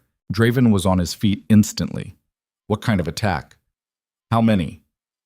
"Thousands," the guard said. "Prince Malrek's forces. They're inside the city. Inside the palace." Draven's blood went cold. Impossible. The city walls, the garrison. They should have given warning, should have held. Unless they didn't need to hold because they'd already opened the gates. He turned, scanned the hall, found Malrek's table. Empty. His brother was gone. Had probably been gone since before the attack started. This wasn't a coup. It was an execution. To Seraphine he said one word, "Run." She didn't argue, didn't ask questions, just moved. But they were already too late. The doors exploded inward. Soldiers poured through. Not Imperial guards, men in different colors. Malrek's personal forces wearing his sigil. And leading them, sword already drawn, was General Kain, one of Draven's oldest commanders, someone he'd trusted with his life 100 times. The betrayal hit harder than any blade could have. "Kain," Draven said. His hand found his sword hilt. "You're making a mistake." "No mistake," the general said. He looked tired, resigned. "I'm making a choice between a tyrant who rules through fear and a prince who promises something better." "Better," Draven repeated. "Malrek. You think he'll be better." "I think he'll be different," Kain said. "And different is what we need." Around them, nobles were fleeing, screaming, dying as Malrek's soldiers cut them down with cold efficiency. This wasn't about prisoners. This was about sending a message. Draven's guards formed up around him, 20 men against 200. The math was simple, brutal. He could fight, could take as many with him as possible, die like a warrior, like an emperor. Or he could survive. To Seraphine he said quietly, "The servants' corridors, behind the tapestry. Go." "Not without you," she said. "Not a request," he said. "An order." She hesitated, then grabbed his arm. "Hard enough to bruise, you better follow me." Then she was gone, slipping through the chaos toward the hidden exit. Draven turned back to Kain, to the soldiers, to the death marching toward him. "Take the Emperor alive," Kain called out. "Prince Malrek wants him to watch before he dies." The soldiers surged forward. Draven's guards met them. Steel on steel, screams, blood spraying across marble floors. Draven fought, killed 3 men in as many seconds, his blade finding throats and hearts with mechanical precision. 20 years of warfare distilled into pure violence, but there were too many, always too many. A sword caught him across the ribs. His armor turned most of it, but the impact drove air from his lungs. He stumbled, recovered, killed the man who'd struck him. Another blade from behind, this one taking him in the shoulder, deep, crippling. He went down on one knee, blood pouring from the wound, vision swimming. Hands grabbed him, disarmed him, forced him to the ground. Kain stood over him, sword pointed at Draven's throat. "It's over," the general said, not without sympathy, not without regret, but over nonetheless. "Where is she?" Draven said through gritted teeth. "Where's Malrek?" Kain gestured. Soldiers moved deeper into the palace, following the path Seraphine had taken. No. The word tore out of Draven like something dying. He tried to rise, tried to fight, but the wound in his shoulder had done its work. His left arm wouldn't respond, wouldn't obey. They dragged him to his feet, forced him to watch as more of Malrek's soldiers secured the hall, as his guards died, as his empire crumbled. Then from deeper in the palace, a scream. Female, terrified, cut short. Seraphine. Draven fought like an animal, thrashing, biting, using his good arm to try to break free. Rage and terror giving him strength that should have been impossible. They beat him down, broke his knee with a mace, left him gasping, broken. Kain looked away, couldn't meet his eyes. Coward, Draven spat. You're all cowards. We're survivors, Kain said quietly. That's all anyone is in the end. Footsteps echoed through the hall, measured, unhurried. Malrek emerged from the servants' corridors. His armor was clean. No blood on him. He hadn't fought, hadn't risked himself, just let others die for him. In his wake, 2 soldiers dragged Seraphine. She fought them, kicked and clawed and cursed, but they were too strong. Her white dress was torn, blood on her face, but alive, still alive. Brother, Malrek said. He stopped in front of Draven, looked down at him like observing something broken. I wish it hadn't come to this. Liar, Draven said. Malrek smiled. Fair enough. I absolutely wanted it to come to this. But I did give you a chance, warned you this was coming. You just refused to see it. He gestured to the carnage around them. The bodies, the blood, the shattered empire. This is what happens when you try to change, he said, when you let weakness in. Father understood that. He never hesitated, never showed mercy, and he died in his bed surrounded by his enemies' corpses. You killed him, Draven said. I did, Malrek agreed easily, because he taught me the most important lesson, the one you forgot. There's no room for 2 alphas. One always has to die. He drew his sword, placed the tip against Draven's throat. But I'm not going to kill you yet, he said. First you're going to watch your empire burn, watch your precious empress suffer, watch everything you tried to build turn to ash. Then, and only then, you'll die. To the soldiers holding Seraphine, he said, take her to the dungeons. Make sure she understands what happens to people who defy the natural order. No, Draven said. The word came out broken. Desperate. Please. Malrek leaned close, whispered so only Draven could hear. You begged. I never thought I'd see the day. The mighty Draven Kaelthorn reduced to please. Father would be so disappointed. He straightened, addressed the assembled soldiers. The Emperor is dead. Long live the Emperor. They cheered. Not all of them, but enough. Enough to make it real. Malrek turned to leave, paused. One more thing, brother. That prophecy. About the Moon Queen either saving the Empire or destroying it. I'm betting on destroying, much more entertaining that way. He left. Took half the soldiers with him. The rest dragged Draven and Seraphine in opposite directions. Her toward the dungeons, him toward something worse. In that moment being pulled away from her, Draven understood what he'd lost. Not the Empire, not the throne, not even his life. He'd lost the possibility of being something more than the monster his father had made him. And the worst part, the part that would haunt him if he lived long enough to be haunted, was that Seraphine had been right. He'd surprised himself, just not in the way either of them had hoped. Gunt. They threw Draven into a cell in the North Tower, not the dungeons. Malrek wanted him to have a view, wanted him to watch the city burn. And it was burning. From the barred window, Draven could see smoke rising from a dozen districts. Malrek's forces putting down resistance, making examples, showing the Empire what happened when you backed the wrong brother. The shoulder wound had stopped bleeding, but the pain was constant, grinding. The broken knee was worse, swollen to twice its normal size. He couldn't walk, could barely move. All he could do was sit against the cold stone wall and think about everything he'd done wrong. The list was long. He'd trusted Kain, trusted others like him, men who'd fought beside him for years, never considered that their loyalty might have limits. He'd shown mercy. Let those nobles live. Thought it would prove something, prove he could be more than his father's son.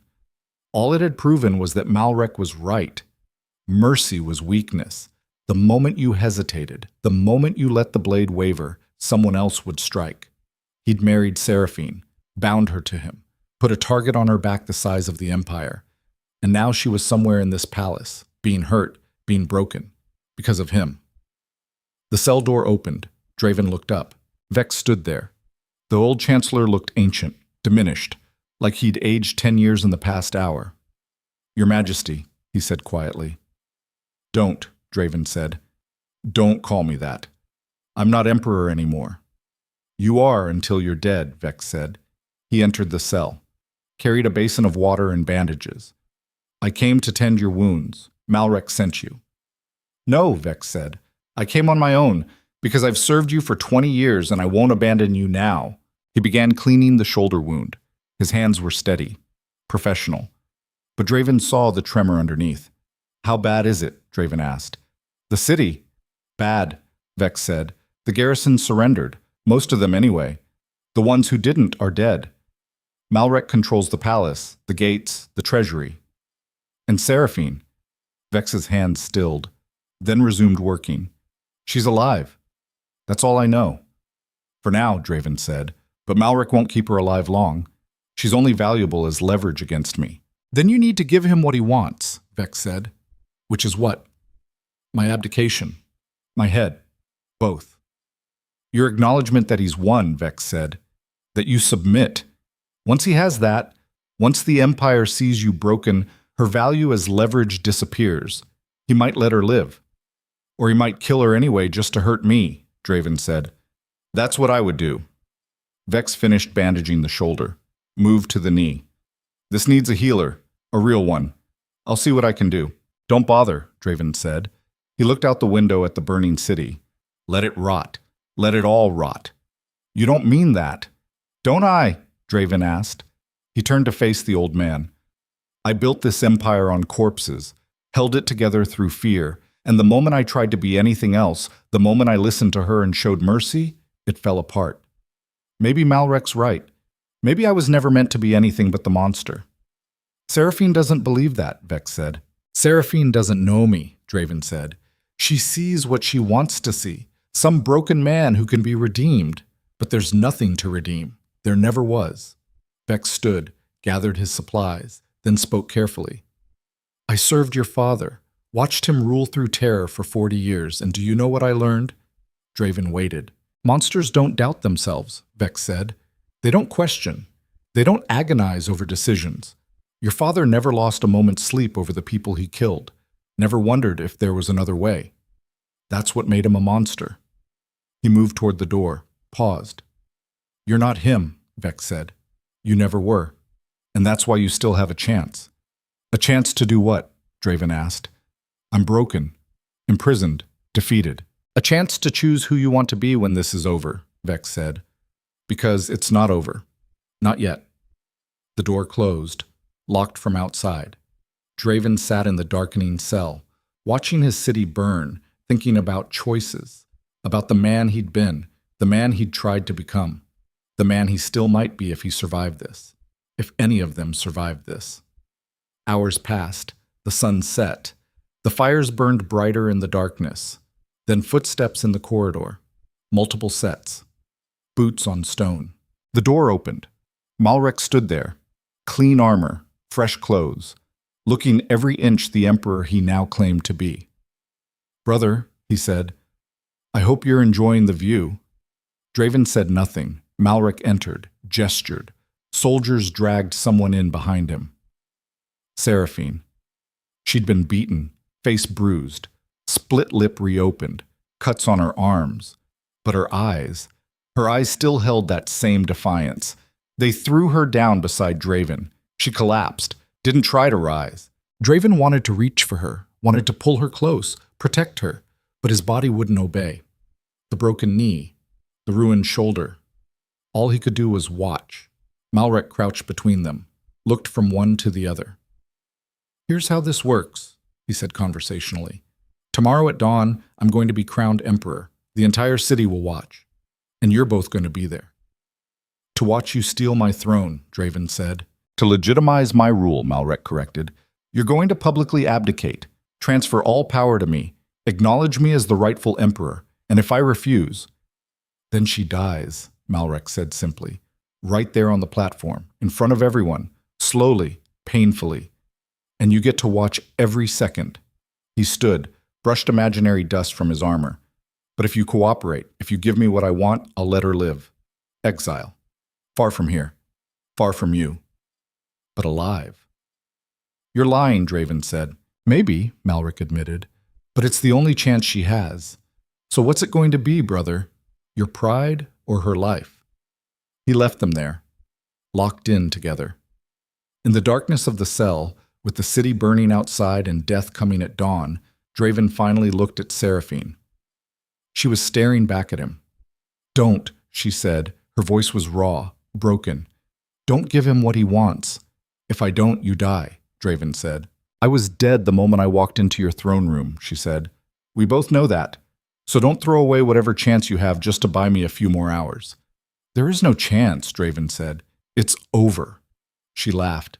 It hurt to hear. Then it doesn't matter what you choose. Do what you think is right. And what is right? He asked. How should I know? She said. I'm the one who thought I could change a tyrant by marrying him. Clearly my judgment is questionable. Despite everything, Draven felt his mouth twitch, almost a smile. I really did want to be better, he said quietly. For you. For the Empire. I wanted to prove I could be more than what my father made me. I know, she said. I saw it. That's why I stayed. She shifted. Painful, slow. Managed to get close enough to lean against him. So here's what we do, she said. Tomorrow, when he puts us on that platform, we fight. Both of us. We make him kill us in front of everyone. Let them see what kind of emperor he really is. That's suicide, Draven said. It's defiance, she corrected. It's showing them that some things are worth dying for. He felt her hand find his, her fingers cold, trembling, but strong. You told me once that you built this empire because the alternative was worse, she said. So let's show them the alternative. Let's show them what it looks like when people choose principle over power. We'll both be dead, Draven said. Maybe, she said. Or maybe we'll inspire someone else to finish what we started. She rested her head against his good shoulder. Either way, she said, I'd rather die standing beside you than live knowing I gave him what he wanted. Draven sat there, broken, defeated, everything he'd built crumbling around him. But in that moment, with Seraphine's hand in his and dawn approaching fast, he made a choice. Not the choice his father would have made, not the choice the Empire expected. A different choice, a harder one. The choice to be the man she'd seen when she looked at him with those storm-colored eyes that saw too much truth. All right, he said, we fight. She squeezed his hand. Good. They sat together in the darkness, waiting for dawn, waiting for death, waiting to see if defiance alone could change the world, or if it would just get them killed a little more memorably than most. Dawn came like a blade across the throat of night. Draven woke to pain, the shoulder a constant throb, the knee swollen so badly he could see it even through the dim light filtering into the cell. His body had become a catalog of injuries, each one screaming that survival was a fantasy people told themselves before they died. Beside him, Seraphine stirred.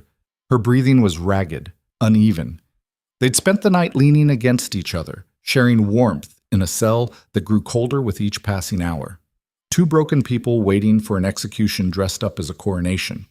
She opened her eyes.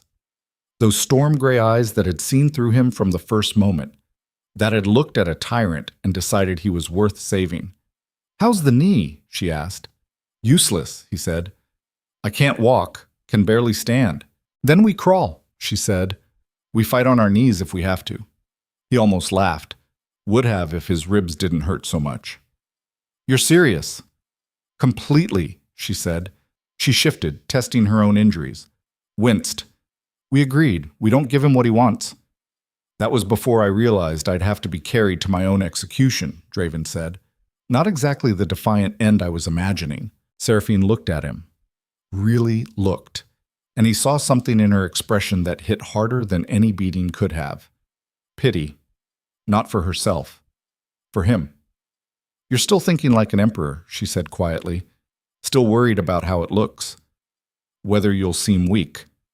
I am weak, he said. Look at me. I am looking, she said.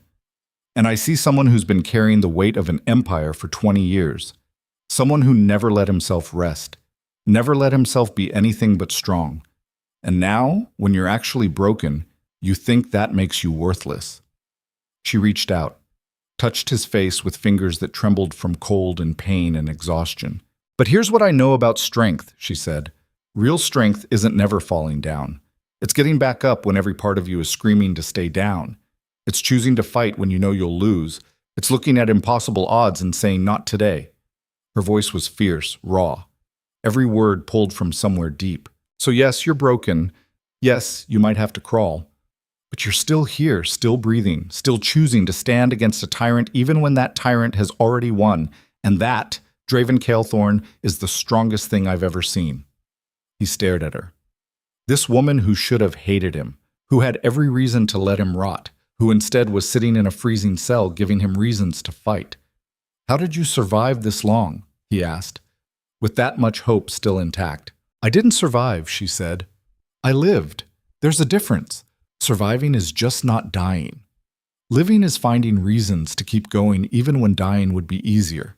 She leaned back against the wall, closed her eyes.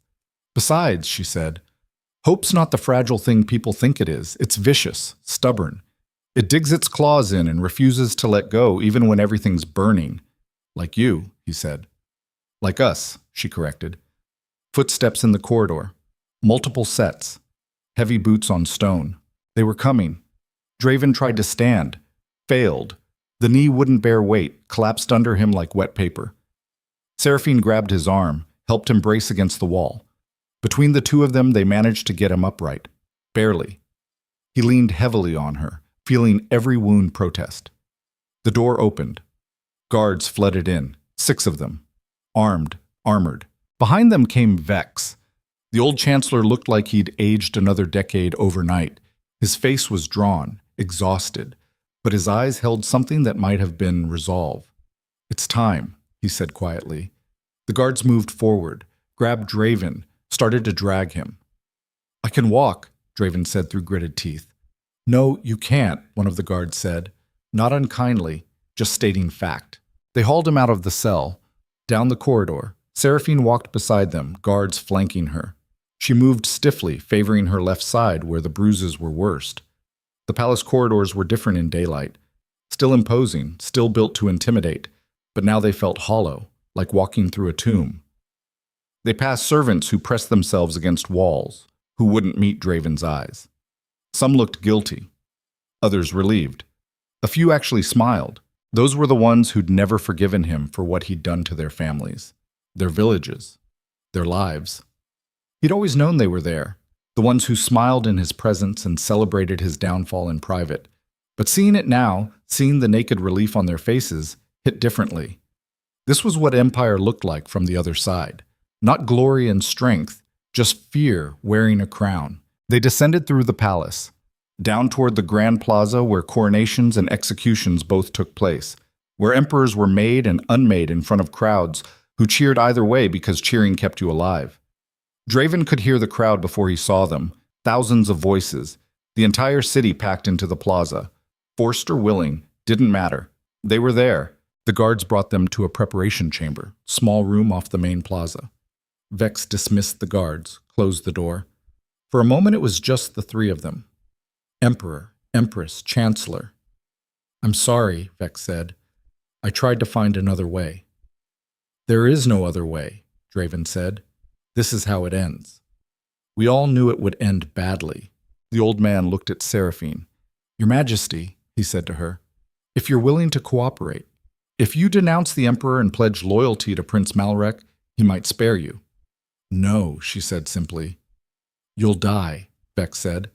Eventually she agreed. But not on my knees. Vex's face crumpled. For a moment Draven thought the old man might actually cry, but he pulled himself together, reached into his robes. Then you'll want these. He produced 2 items. A knife, small, easily concealed, and a vial of clear liquid. Poison, he said. Fast-acting, painless. If things go badly, If you want to choose your own end. Draven took both. The knife disappeared into his boot, the vial into a hidden pocket. Thank you, he said. Don't thank me, Vex said. I should have done more. Should have seen this coming. Should have protected you. You served me faithfully for 20 years, Draven said. That's more than most can say. The door opened. Malrek stood there. Fresh armor polished to a mirror shine, crown already sitting on his head. His father's crown, the one Draven had worn for a decade. Seeing it on his brother's head felt like another wound, deeper than the physical ones. Ready? Malrek asked. His tone was cheerful, mocking, the cat playing with mice before the kill. For you, Draven said. Always. Good, Malrek said, because we have quite the show planned. He gestured. Guards grabbed Draven and Seraphine again, hauled them toward the plaza entrance. Malrek walked beside them, close enough to speak privately. I want you to know, he said to Draven, this isn't personal. You were actually a decent emperor, better than father in some ways. Then why? Draven asked. Because decent isn't enough, Malrek said. The Empire doesn't need decent. It needs feared. It needs someone willing to do whatever it takes without hesitation, without doubt, without mercy. He smiled. That cold smile that made him look like their father. You started to hesitate, he said. Started to doubt. The moment you spared those nobles, the moment you married her, that's when I knew you'd lost. Lost what? Seraphine asked. The killer instinct, Malrek said. The thing that separates emperors from corpses. Our father had it. I have it. But Draven here, he let it slip. And in this world, the moment you stop being willing to do the worst thing possible, someone else takes over who is. He paused at the entrance to the plaza. Beyond it, the roar of the crowd was deafening. But I'll give you this, he said. You're going out with style. That takes courage. Pointless, suicidal courage. But courage nonetheless. Then he strode out into the plaza. The crowd erupted, half cheering, half silent, all watching. Draven took a breath, then another. His heart was hammering. Not from fear, from rage, from the knowledge that he was about to die, and there wasn't a damn thing he could do about it, except choose how. He looked at Seraphine. She looked back. No words needed. They both knew what came next. The guards pushed them forward, out into the light, into the plaza where thousands waited to watch them fall. The execution platform stood in the center of the plaza. Draven had built it 5 years ago, after a particularly nasty rebellion. He'd wanted something impressive, something that would make examples visible from every corner of the city. Now he was going to die on it. The irony was thick enough to choke on. The guards dragged them up the steps. 7 steps. Same as the throne platform. Everything in the Empire came in 7s. His father's superstition. Draven had never bothered to change it. At the top, Malrek waited. Beside him stood the high priest, or what passed for one now that organized faith was mostly gone. The man who would legitimize the transfer of power with old words and older rituals. The crowd pressed close. Draven scanned them, saw nobles who'd sworn loyalty to him weeks ago, saw merchants who'd grown rich under his rule, saw common people who'd never cared who wore the crown as long as the bread stayed cheap. None of them would help. None of them could. This was his to face alone. Well, not quite alone. Seraphine stood beside him, battered, bleeding, unbroken. Malrek raised his hands. The crowd quieted, thousands of people falling silent in seconds. Citizens of Varathorn, he called out, his voice carried across the plaza. You stand witness to history. Today, the old empire dies, and a new one is born. Scattered cheers, mostly from his supporters planted throughout the crowd. My brother, Malrek continued, ruled with strength, with power. He built this empire from warring kingdoms, united us through force of will and force of arms. He paused. Let that settle, but strength alone is not enough. An empire needs vision, needs purpose, needs a ruler who won't hesitate when hard choices must be made. More cheers, growing louder. Emperor Draven has grown soft, has let mercy cloud his judgment, has chosen a rebel bride over the good of the empire. The crowd murmured, uncertain now. This was the dangerous part. Malrek needed to convince them, needed to make them believe the tyrant had gone weak. And so Malrek said, in the interest of the empire's future, I have taken the throne. Not through treachery, not through betrayal, but through necessity. Liar, Seraphine said, loud enough for the first few rows to hear. You murdered his guards, invaded the palace, seized power through violence. Malric turned to her, smiled. The Empress speaks, he said. How touching. Tell me, my lady, do you truly believe you can save him? Do you think your words matter here? My words don't need to save him, she said. They just need to be true.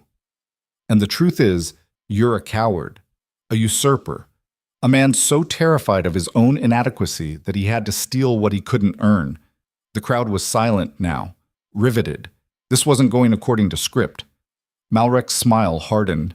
You should have stayed quiet, died with dignity. But since you want to speak, let's hear what the mighty Emperor has to say. He turned to Draven. Well, brother, any last words? Draven straightened. The movement sent agony through his shoulder, his knee, his ribs. He ignored it, focused on the crowd, on the thousands of faces watching.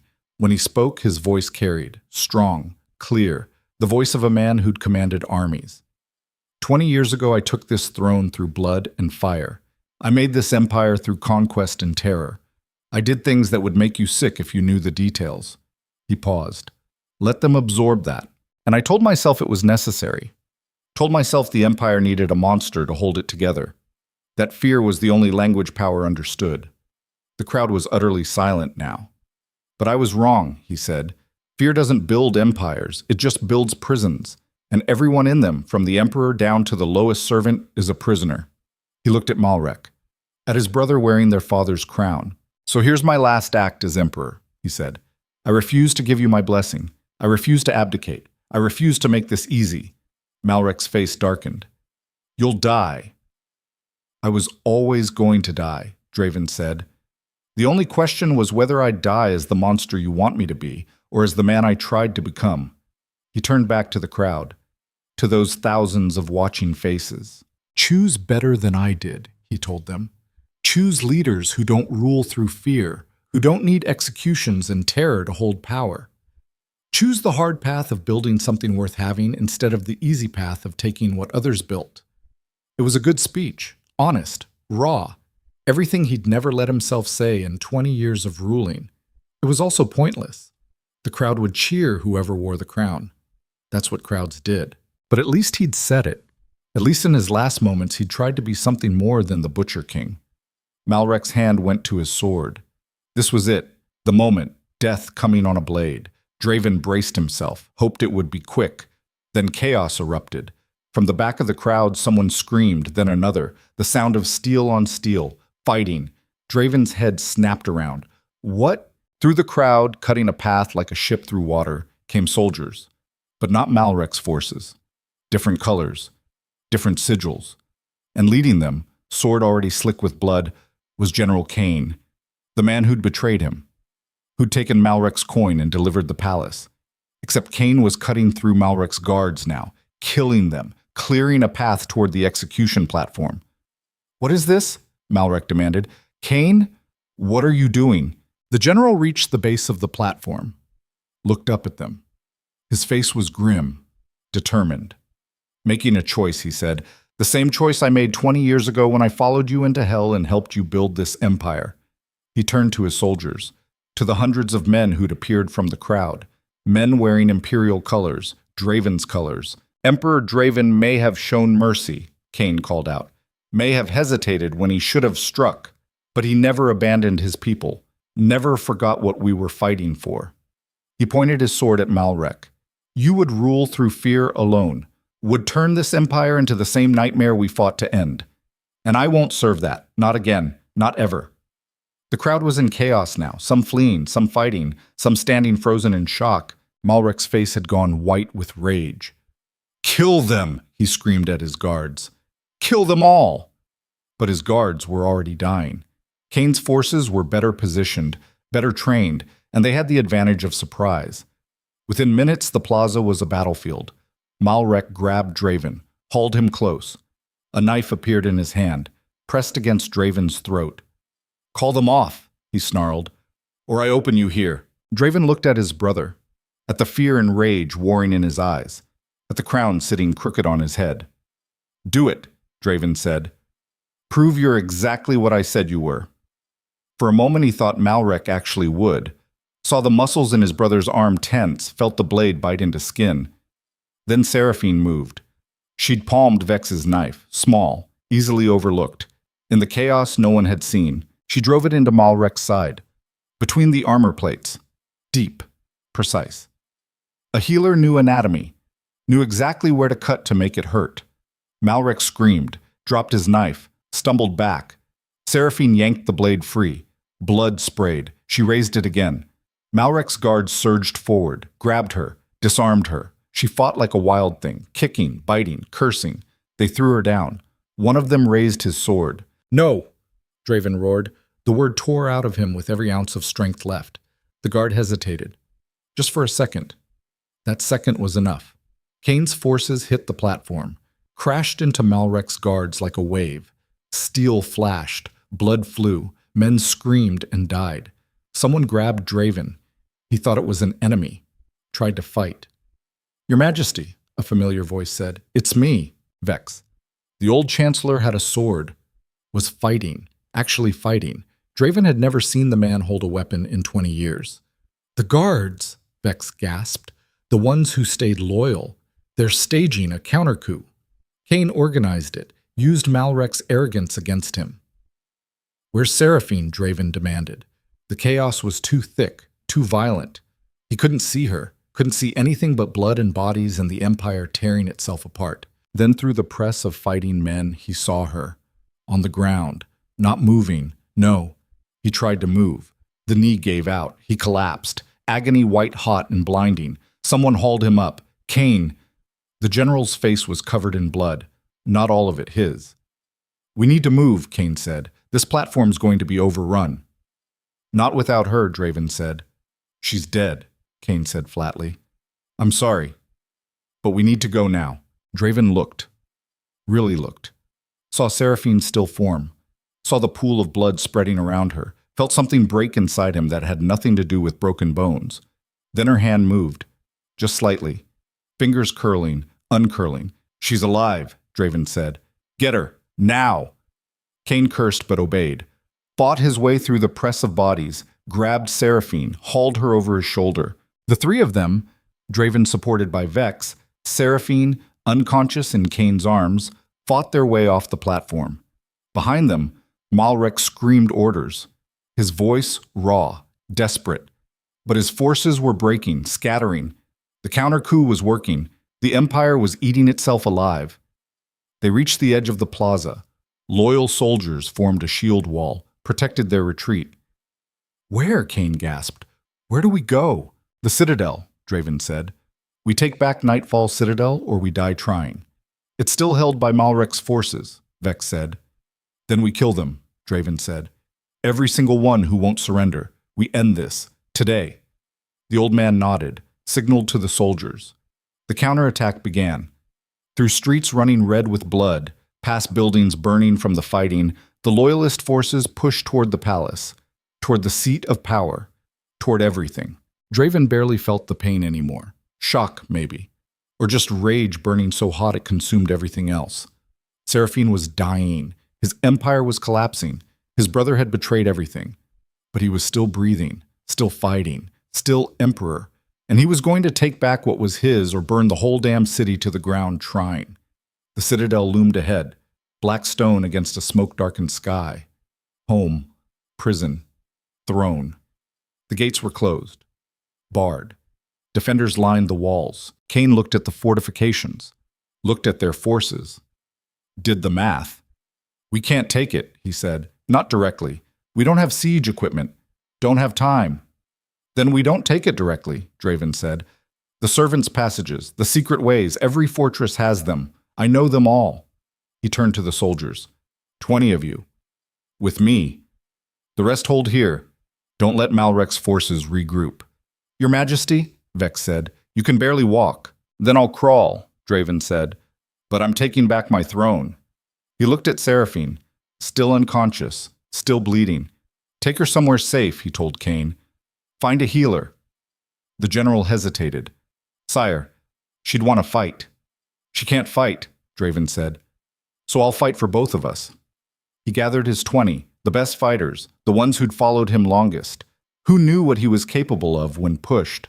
Through the chaos of the burning city, they moved. Ghosts in the smoke, killers in the dark, to the hidden entrance Draven had built.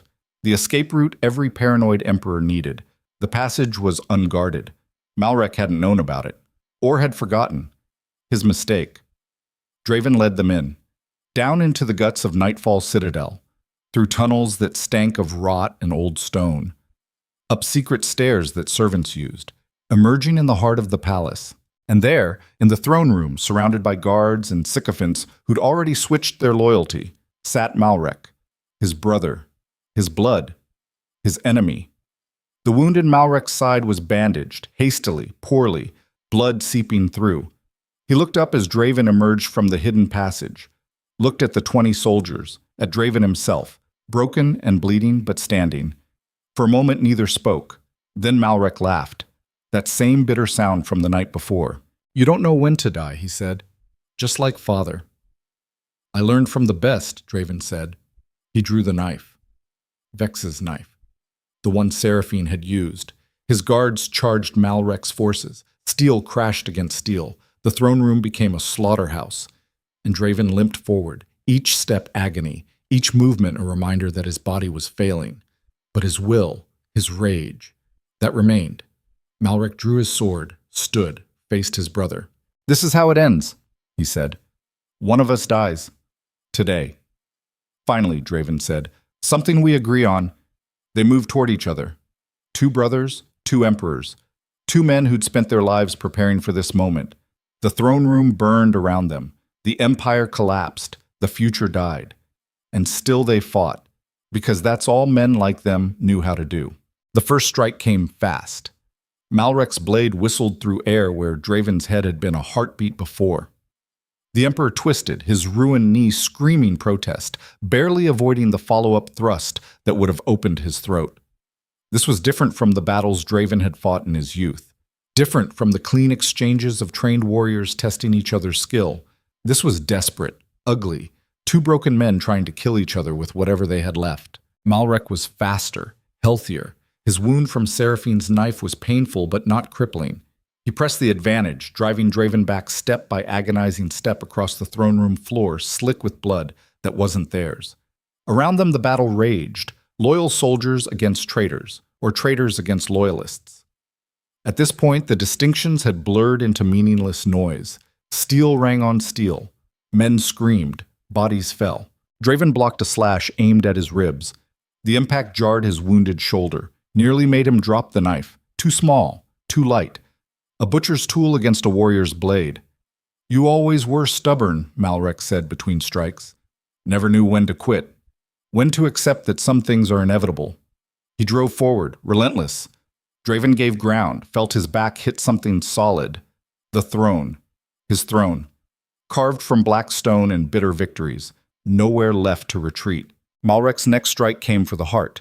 A killing blow. Final. Certain. Draven didn't try to block. Instead, he moved inside the strike. Closer than was safe.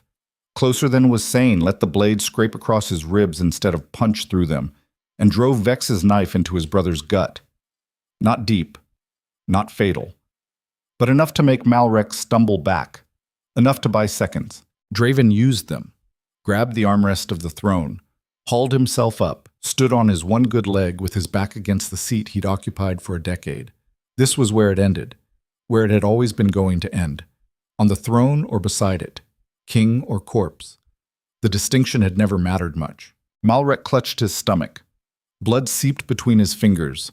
His face had gone pale, but his eyes still burned with that familiar mixture of rage and ambition that had defined him since childhood. You think you've won, he gasped. Think because you got one cut in that changes anything. I think we've both already lost, Draven said. His voice was steady despite the pain radiating through every part of his body. Lost the moment we started believing power was worth what it cost to hold it. Malrek laughed. Bitter. Raw. That's the difference between us, brother. I know exactly what power costs, and I'm willing to pay it. He raised his sword again. Advanced, each step measured, controlled. A wounded predator who knew he only had minutes before blood loss took him down, but was determined to finish this first. Draven shifted his weight. The knee buckled. He caught himself on the throne's armrest, kept the knife ready. They'd played this game as children, wooden swords in the training yard while their father watched with dead eyes and colder judgment. Malrek had always been faster, more naturally talented, but Draven had always been willing to take more punishment, to outlast, to win by simply refusing to fall. That hadn't changed. Malrek struck high. Draven ducked. The blade sparked off stone above his head. Malrek reversed, brought the sword around in a slash that would have taken Draven's head off. Would have. Except Draven wasn't there anymore. He'd dropped, let his ruined knee finally give out, fell to the floor in a controlled collapse that brought him inside Malrek's guard, and drove the knife up, under the ribs, angled toward the heart. This time it went deep. Malrek's eyes went wide, shocked, like he couldn't quite believe this was happening. Draven held the knife there, looked up at his brother, at the man who'd shared a childhood of terror under their father's rule. Who'd fought beside him in those early campaigns, who'd turned into everything they'd both hated.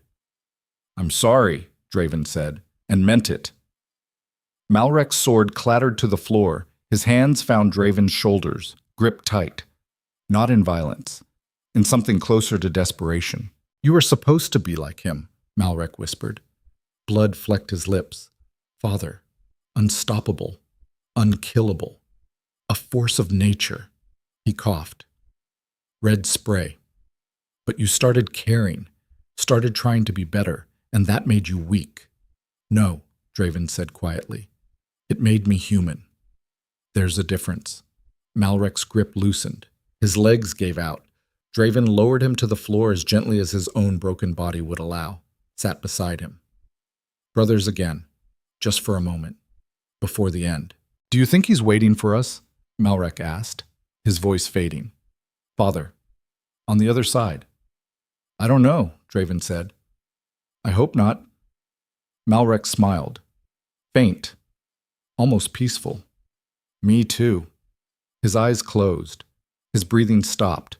The tension drained from his body all at once. And Prince Malrek Kaelthorn, who'd wanted to be emperor so badly he'd burned an empire to ash trying, died on the throne room floor in a spreading pool of his own blood. Draven sat beside the body. Couldn't move. Couldn't think. The battle still raged around him, but it felt distant, unimportant. He'd killed his brother, the last piece of family he had left, the last connection to a childhood that had forged them both into monsters. The weight of it settled on him like iron, heavy, crushing, final. "Your Majesty." Vex appeared through the chaos. The old chancellor's robes were torn, splattered with blood, but he was alive. "It's over," Vex said. "Malrek's forces are surrendering. The citadel is ours." Draven looked up at him, at this man who'd served through everything, who'd watched emperors rise and fall and somehow survived them all. "What's the cost?" he asked. Vex's face said everything. Hundreds dead, maybe thousands. The city's burning. Civil war doesn't have clean casualties. "And Seraphine?" The old man's expression shifted, softened. "She's alive. Critical, but stable. Cain got her to a healer." Something that might have been relief flooded through Draven. Might have been. He was too numb to tell. "Help me up," he said. Vex moved to assist. Between the Chancellor's support and sheer stubbornness, Draven got to his feet, stood swaying, looking at the carnage of his throne room, bodies everywhere, blood pooling, the throne itself untouched, waiting, always waiting for whoever would claim it next. The fighting was dying down.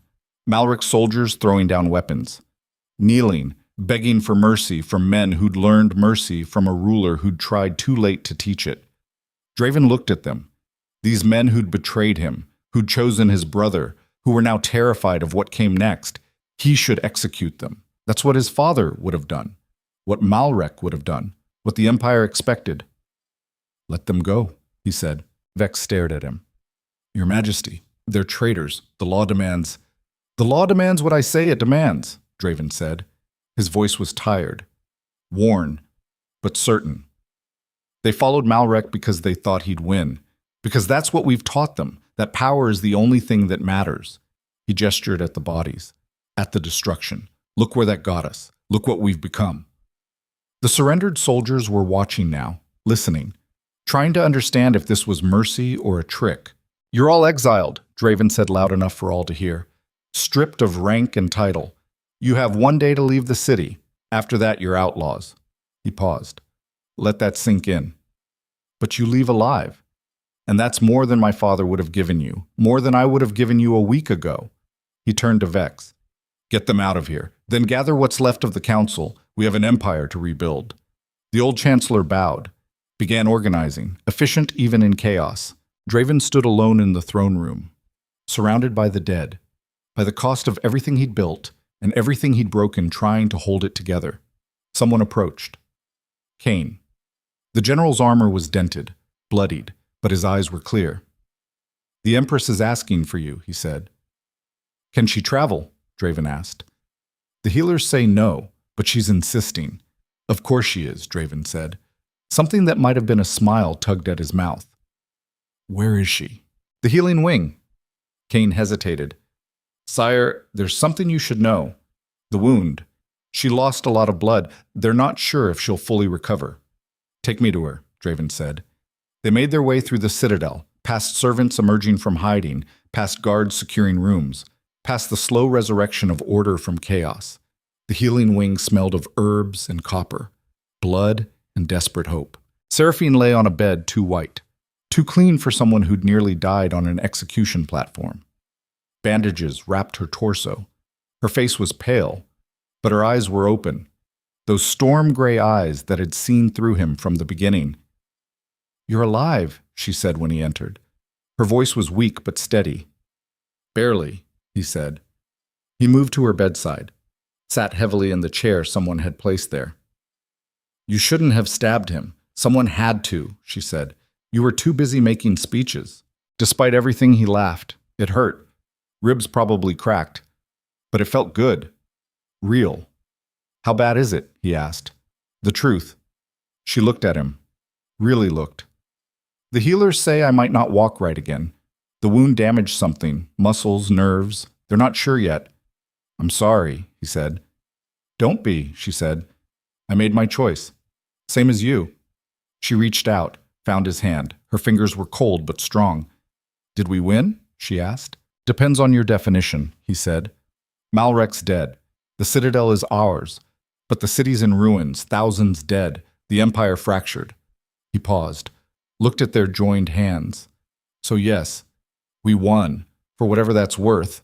It's worth everything, she said. Because we're still here, still fighting, still trying to make this mean something. She pulled his hand to her lips, kissed his knuckles gently. What happens now? She asked. Now we rebuild, he said. Everything, from the ground up. And this time we do it right. You're still emperor, she said. Not a question, a statement. For now, he said. Until the empire is stable enough for something better. Until we can build a system that doesn't require a tyrant to hold it together. That could take years, she said. Then we have years, he said, however long it takes. They sat in silence, two broken people in a broken empire trying to imagine what healing looked like. Finally, Seraphine spoke again, her voice thoughtful. Do you think he was right? Malrek, that caring made you weak. Draven considered, really considered, turned the question over in his mind like a blade he was examining for flaws. Maybe, he said finally, if weakness means being willing to lose, being willing to sacrifice power for principle, then yes, I'm weak. He met her eyes. But I'd rather be weak and human than strong and monstrous. And if that's what costs me the throne eventually, I can live with that. Good, she said, because I married the man, not the emperor. You married both, he said. Then they'd better learn to coexist, she said. She closed her eyes, exhaustion winning. Or I'll stab them both and find someone less complicated. He sat with her while she slept, holding her hand, watching her breathe, proof that not everything beautiful broke when you tried to hold it. The reconstruction began at dawn the next day. Draven stood on the balcony of Nightfall Citadel, looking out over his capital. The fires had been extinguished, but smoke still rose from dozens of districts.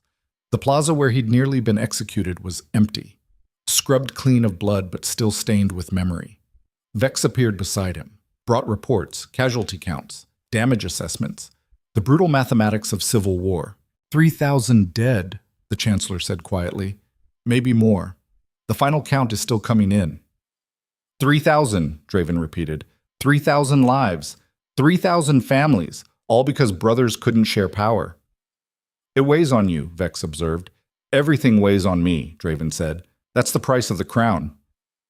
You could set it down, Vex said carefully. Abdicate. Let someone else carry it. Who? Draven asked. Who else could hold this fractured empire together right now? Who else has the authority? The fear, the respect. Vex was silent. That's what I thought, Draven said. So I carry it, until I can't anymore. Until we build something strong enough to stand without me. He turned from the view, faced the old man. I need you to do something for me, he said. Something you're going to hate. Vex straightened. Your Majesty, I want you to start training a council. Real power. Not just advisors, people who can make decisions, who can check my authority, who can eventually rule without an emperor. That's, Vex paused. That's revolutionary. The nobles will resist.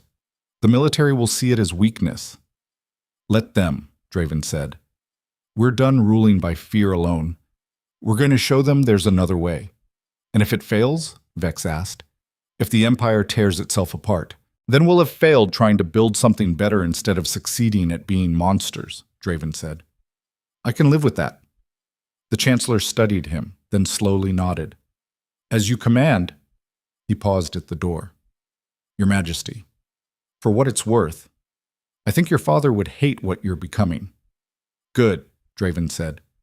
That means I'm finally doing something right. Vex left. Draven returned to the balcony, to the city that both loved and hated him, to the empire he'd bled for and that had bled him dry in return. Footsteps behind him. He knew them without turning. Seraphine, moving slowly, leaning on a cane the healers had made her. You should be resting, he said. I've been resting, she said. I'm bored. She joined him at the railing, looked out at the same view, the same broken city. It's going to take a long time to fix this, she said. Years probably, he agreed. Good thing we have years then, she said. She leaned against him, carefully, mindful of both their injuries. I've been thinking, she said. Dangerous habit, he said. She elbowed him, gently. About what we build next, what the empire needs. And what does it need, he asked. Hope, she said. Real hope. Not the fragile kind that shatters the first time things get hard. The stubborn, vicious kind that refuses to die no matter what. Like you, he said. Like us? She corrected. She was quiet for a moment. Then, I want to build hospitals, real ones, in every major city. Free healing for anyone who needs it. That will cost a fortune, he said. We have a fortune, she said. We have a whole empire's fortune. Might as well use it for something other than armies. The nobles will object, he said. Say it's wasteful, that the empire can't afford charity. Then the nobles can object, she said. You're still emperor. They can't actually stop you. True, he said. All right, hospitals. What else? Schools, she said.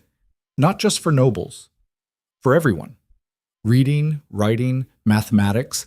Give people tools to build their own futures instead of just waiting for someone to save them. He paused. That's actually brilliant. An educated population is harder to oppress. Exactly, she said, and harder to recruit into rebellions. People with futures don't burn them down as easily. You've been thinking about this a lot, he said. I've had time, she said. Lying in a healing bed wondering if I'd survive gives you perspective. She turned to face him. This empire was built on conquest, on fear, on the idea that strength is the only thing that matters, and maybe that was necessary once. Maybe you did what had to be done. Her eyes were serious, unwavering. But that time's over. Now we build something that lasts because people want it to, because they see value in it, because they have a stake in its success. And if they don't, he asked, if we can't convince them, then we fail, she said simply. But at least we fail trying to be better instead of succeeding at being worse. He pulled her close, careful of her wounds, of his own. two broken people holding each other up. "I love you," he said. The words felt strange, foreign. He'd never said them to anyone in his life. "I know," she said. "I've known since you chose to fight beside me instead of saving yourself." She kissed him, soft, gentle, nothing like the violence that had defined their lives. When they broke apart, she was smiling, that fierce smile that had challenged him from the first moment. "So," she said, "ready to change the world?" "Again," he said. "We already changed it once. This time, we just have to make sure it's for the better." "No pressure, then," she said. "None at all," he agreed.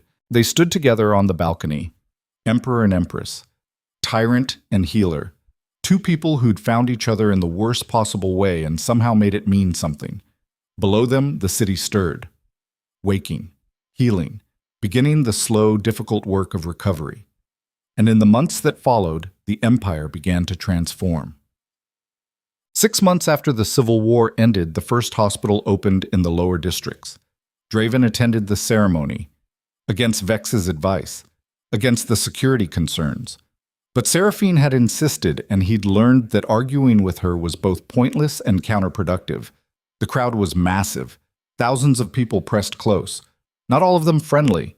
He could see the hatred in some faces, the ones who'd lost family in his conquests, his purges, his endless wars. He didn't hide from it, didn't pretend it wasn't there, just stood on the platform beside Seraphine and acknowledged what he'd done. "This hospital," he said when it was time for speeches, "doesn't erase the past, doesn't undo the harm I've caused, doesn't bring back the dead." The crowd was silent, listening.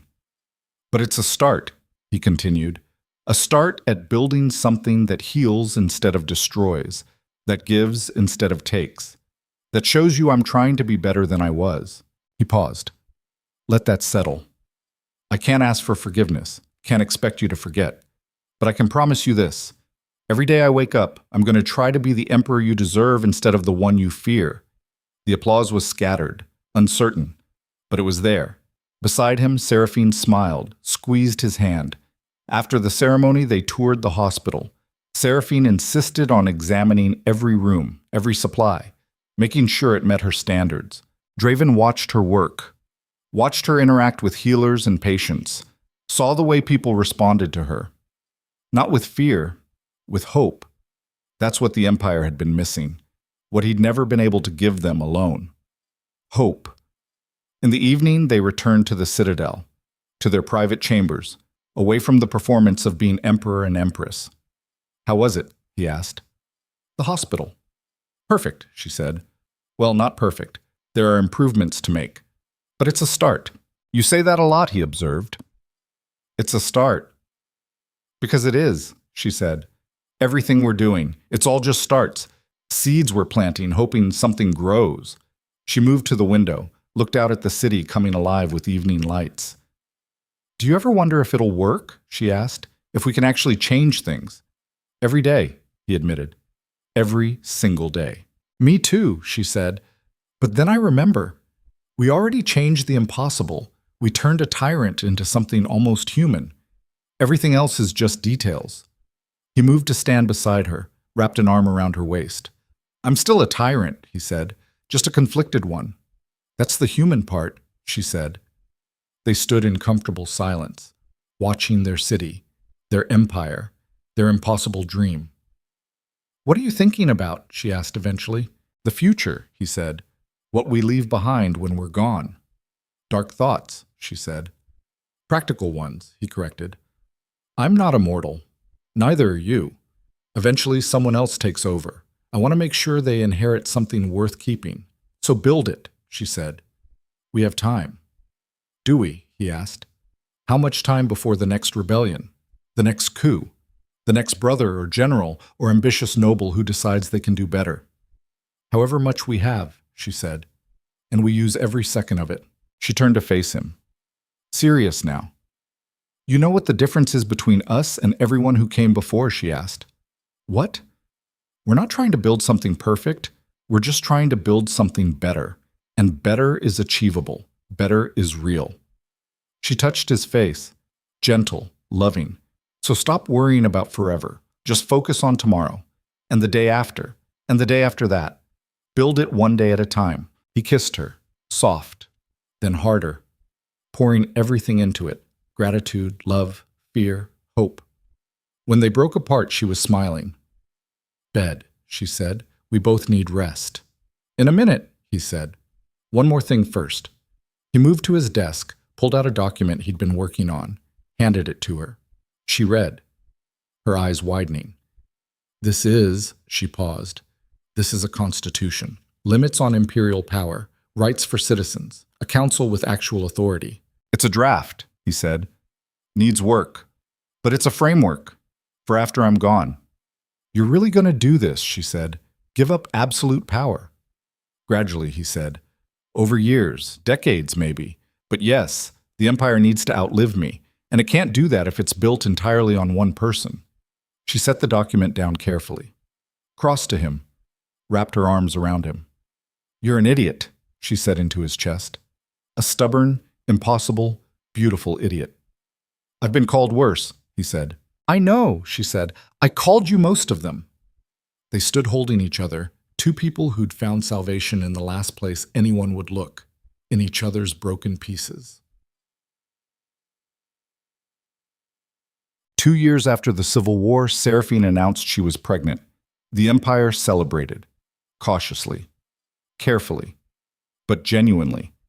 An heir meant stability, continuity, future. Draven was terrified. He'd fought wars, conquered kingdoms, executed enemies without hesitation. But the idea of being a father turned his blood to ice. What if I'm like him? He told Seraphine late one night. What if I turn our child into another me? Another monster? Then I'll stop you, she said simply. That's what partners do. They catch you when you fall into old patterns. She took his hand, placed it on her still flat stomach. This child is going to grow up in a different world than you did, she said.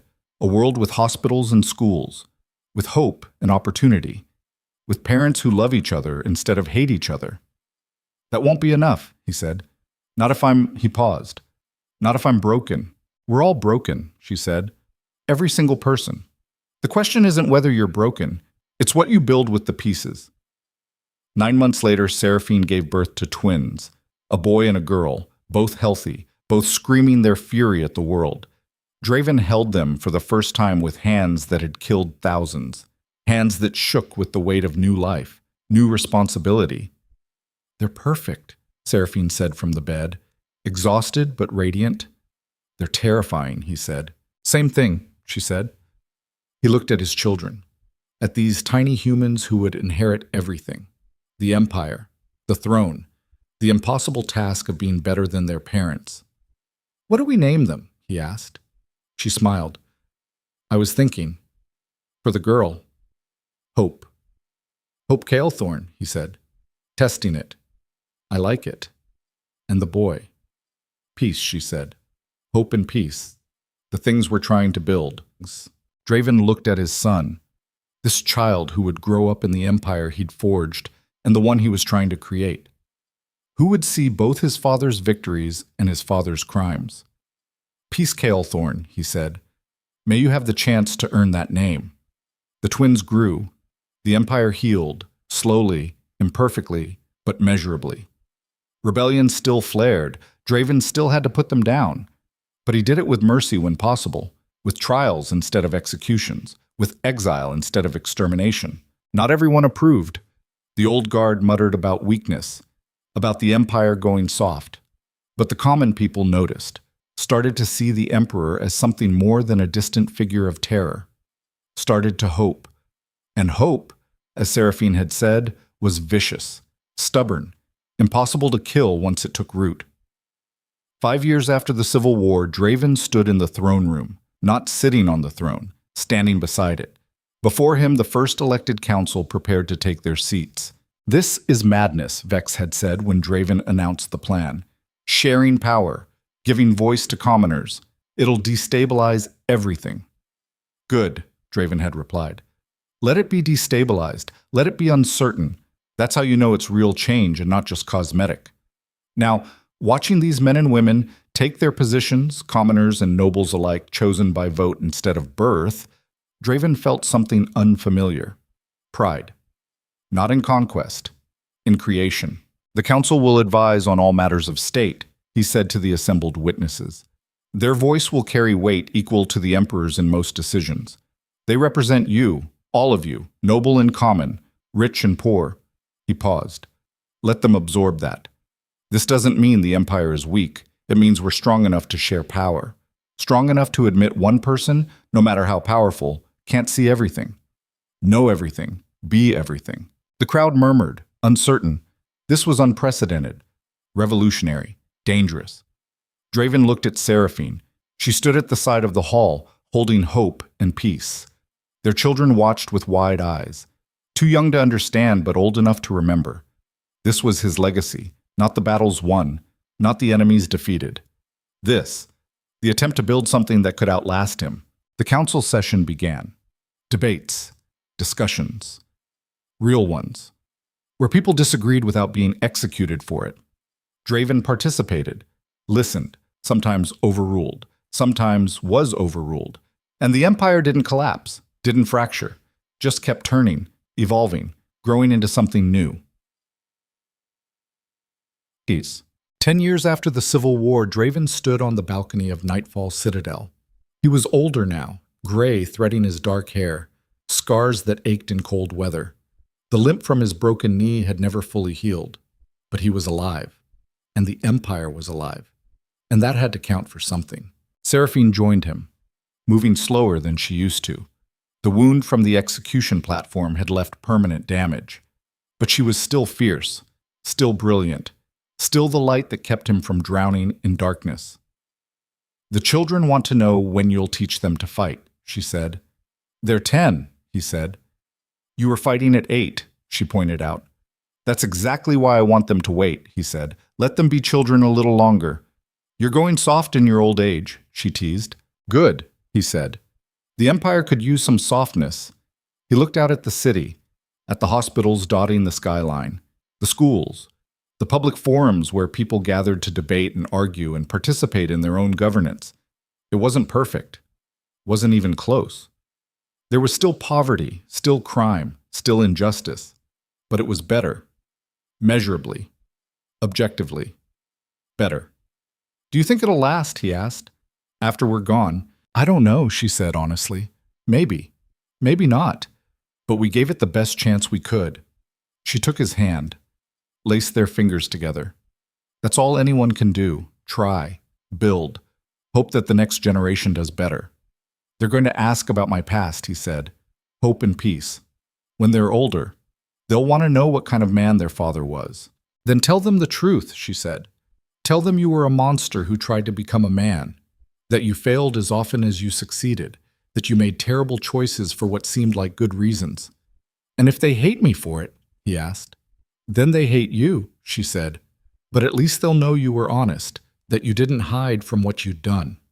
She rested her head on his shoulder. Besides, she said, they'll also know you built hospitals, opened schools, created a council, gave them a world with more choices than you ever had.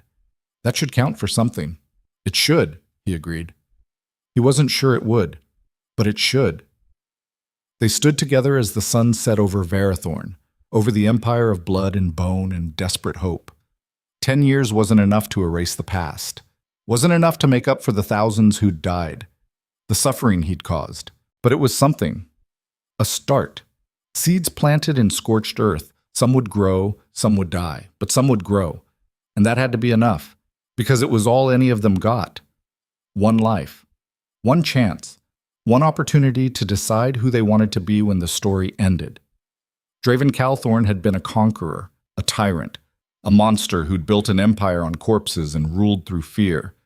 But in the end, in the last chapters of his story, he'd also been something else, a man who'd tried, who'd failed, who'd gotten back up and tried again, a man who'd learned that real strength wasn't in the ability to destroy, but in the courage to build, to change, to admit you were wrong and do better, a man who'd found love in the last place he'd expected, in the eyes of a woman who'd refused to kneel, who'd seen through all his armor to the broken thing underneath and decided it was worth saving. And maybe that was enough. Maybe that was all anyone could ask for, to be seen, to be known, and to be loved anyway. Inside the citadel, hope and peace were laughing about something. The sound carried through open windows. Bright, clean, untainted by the darkness their parents had waded through. "That's the future," Seraphine said. "Right there. That laughter." "Then we'd better make sure it has a world worth laughing in," Draven said. "We will," she said. "We are. One day at a time. One day at a time." Draven looked at the horizon, at the empire stretching beyond sight, at everything he'd broken and everything he'd built. And for the first time in 20 years, he felt something close to peace, not redemption. He didn't deserve that, probably never would. But Pete, the knowledge that he'd tried, that he'd changed, that when the history books were written, there would be more than just blood and conquest. There would also be hospitals, schools, a council, a constitutional framework for power, and 2 children who might, just might, grow up to be better than he'd ever been. That was the legacy. Not the battles won, not the enemies defeated, but the seeds planted, the hope kindled, the small, stubborn refusal to let the darkness win completely. Tomorrow he'd wake up and keep building, keep trying, keep failing and succeeding in equal measure. But tonight, standing on the balcony with Seraphine's hand in his and his children's laughter in the air, Draven Kaelthorn allowed himself to stop, to breathe, to simply exist in this moment, this impossible, beautiful, broken moment, and to know that whatever else he'd been, whatever else he'd done, he'd ended here. Not alone, not hated, not just the monster, but something more, something human, something worth the struggle it took to become. The sun set, the stars emerged, the empire slept, and in Nightfall Citadel, a tyrant and a healer held each other close. 2 broken people who'd built something whole from their shattered pieces, and that was enough. It had to be. It was all anyone ever got.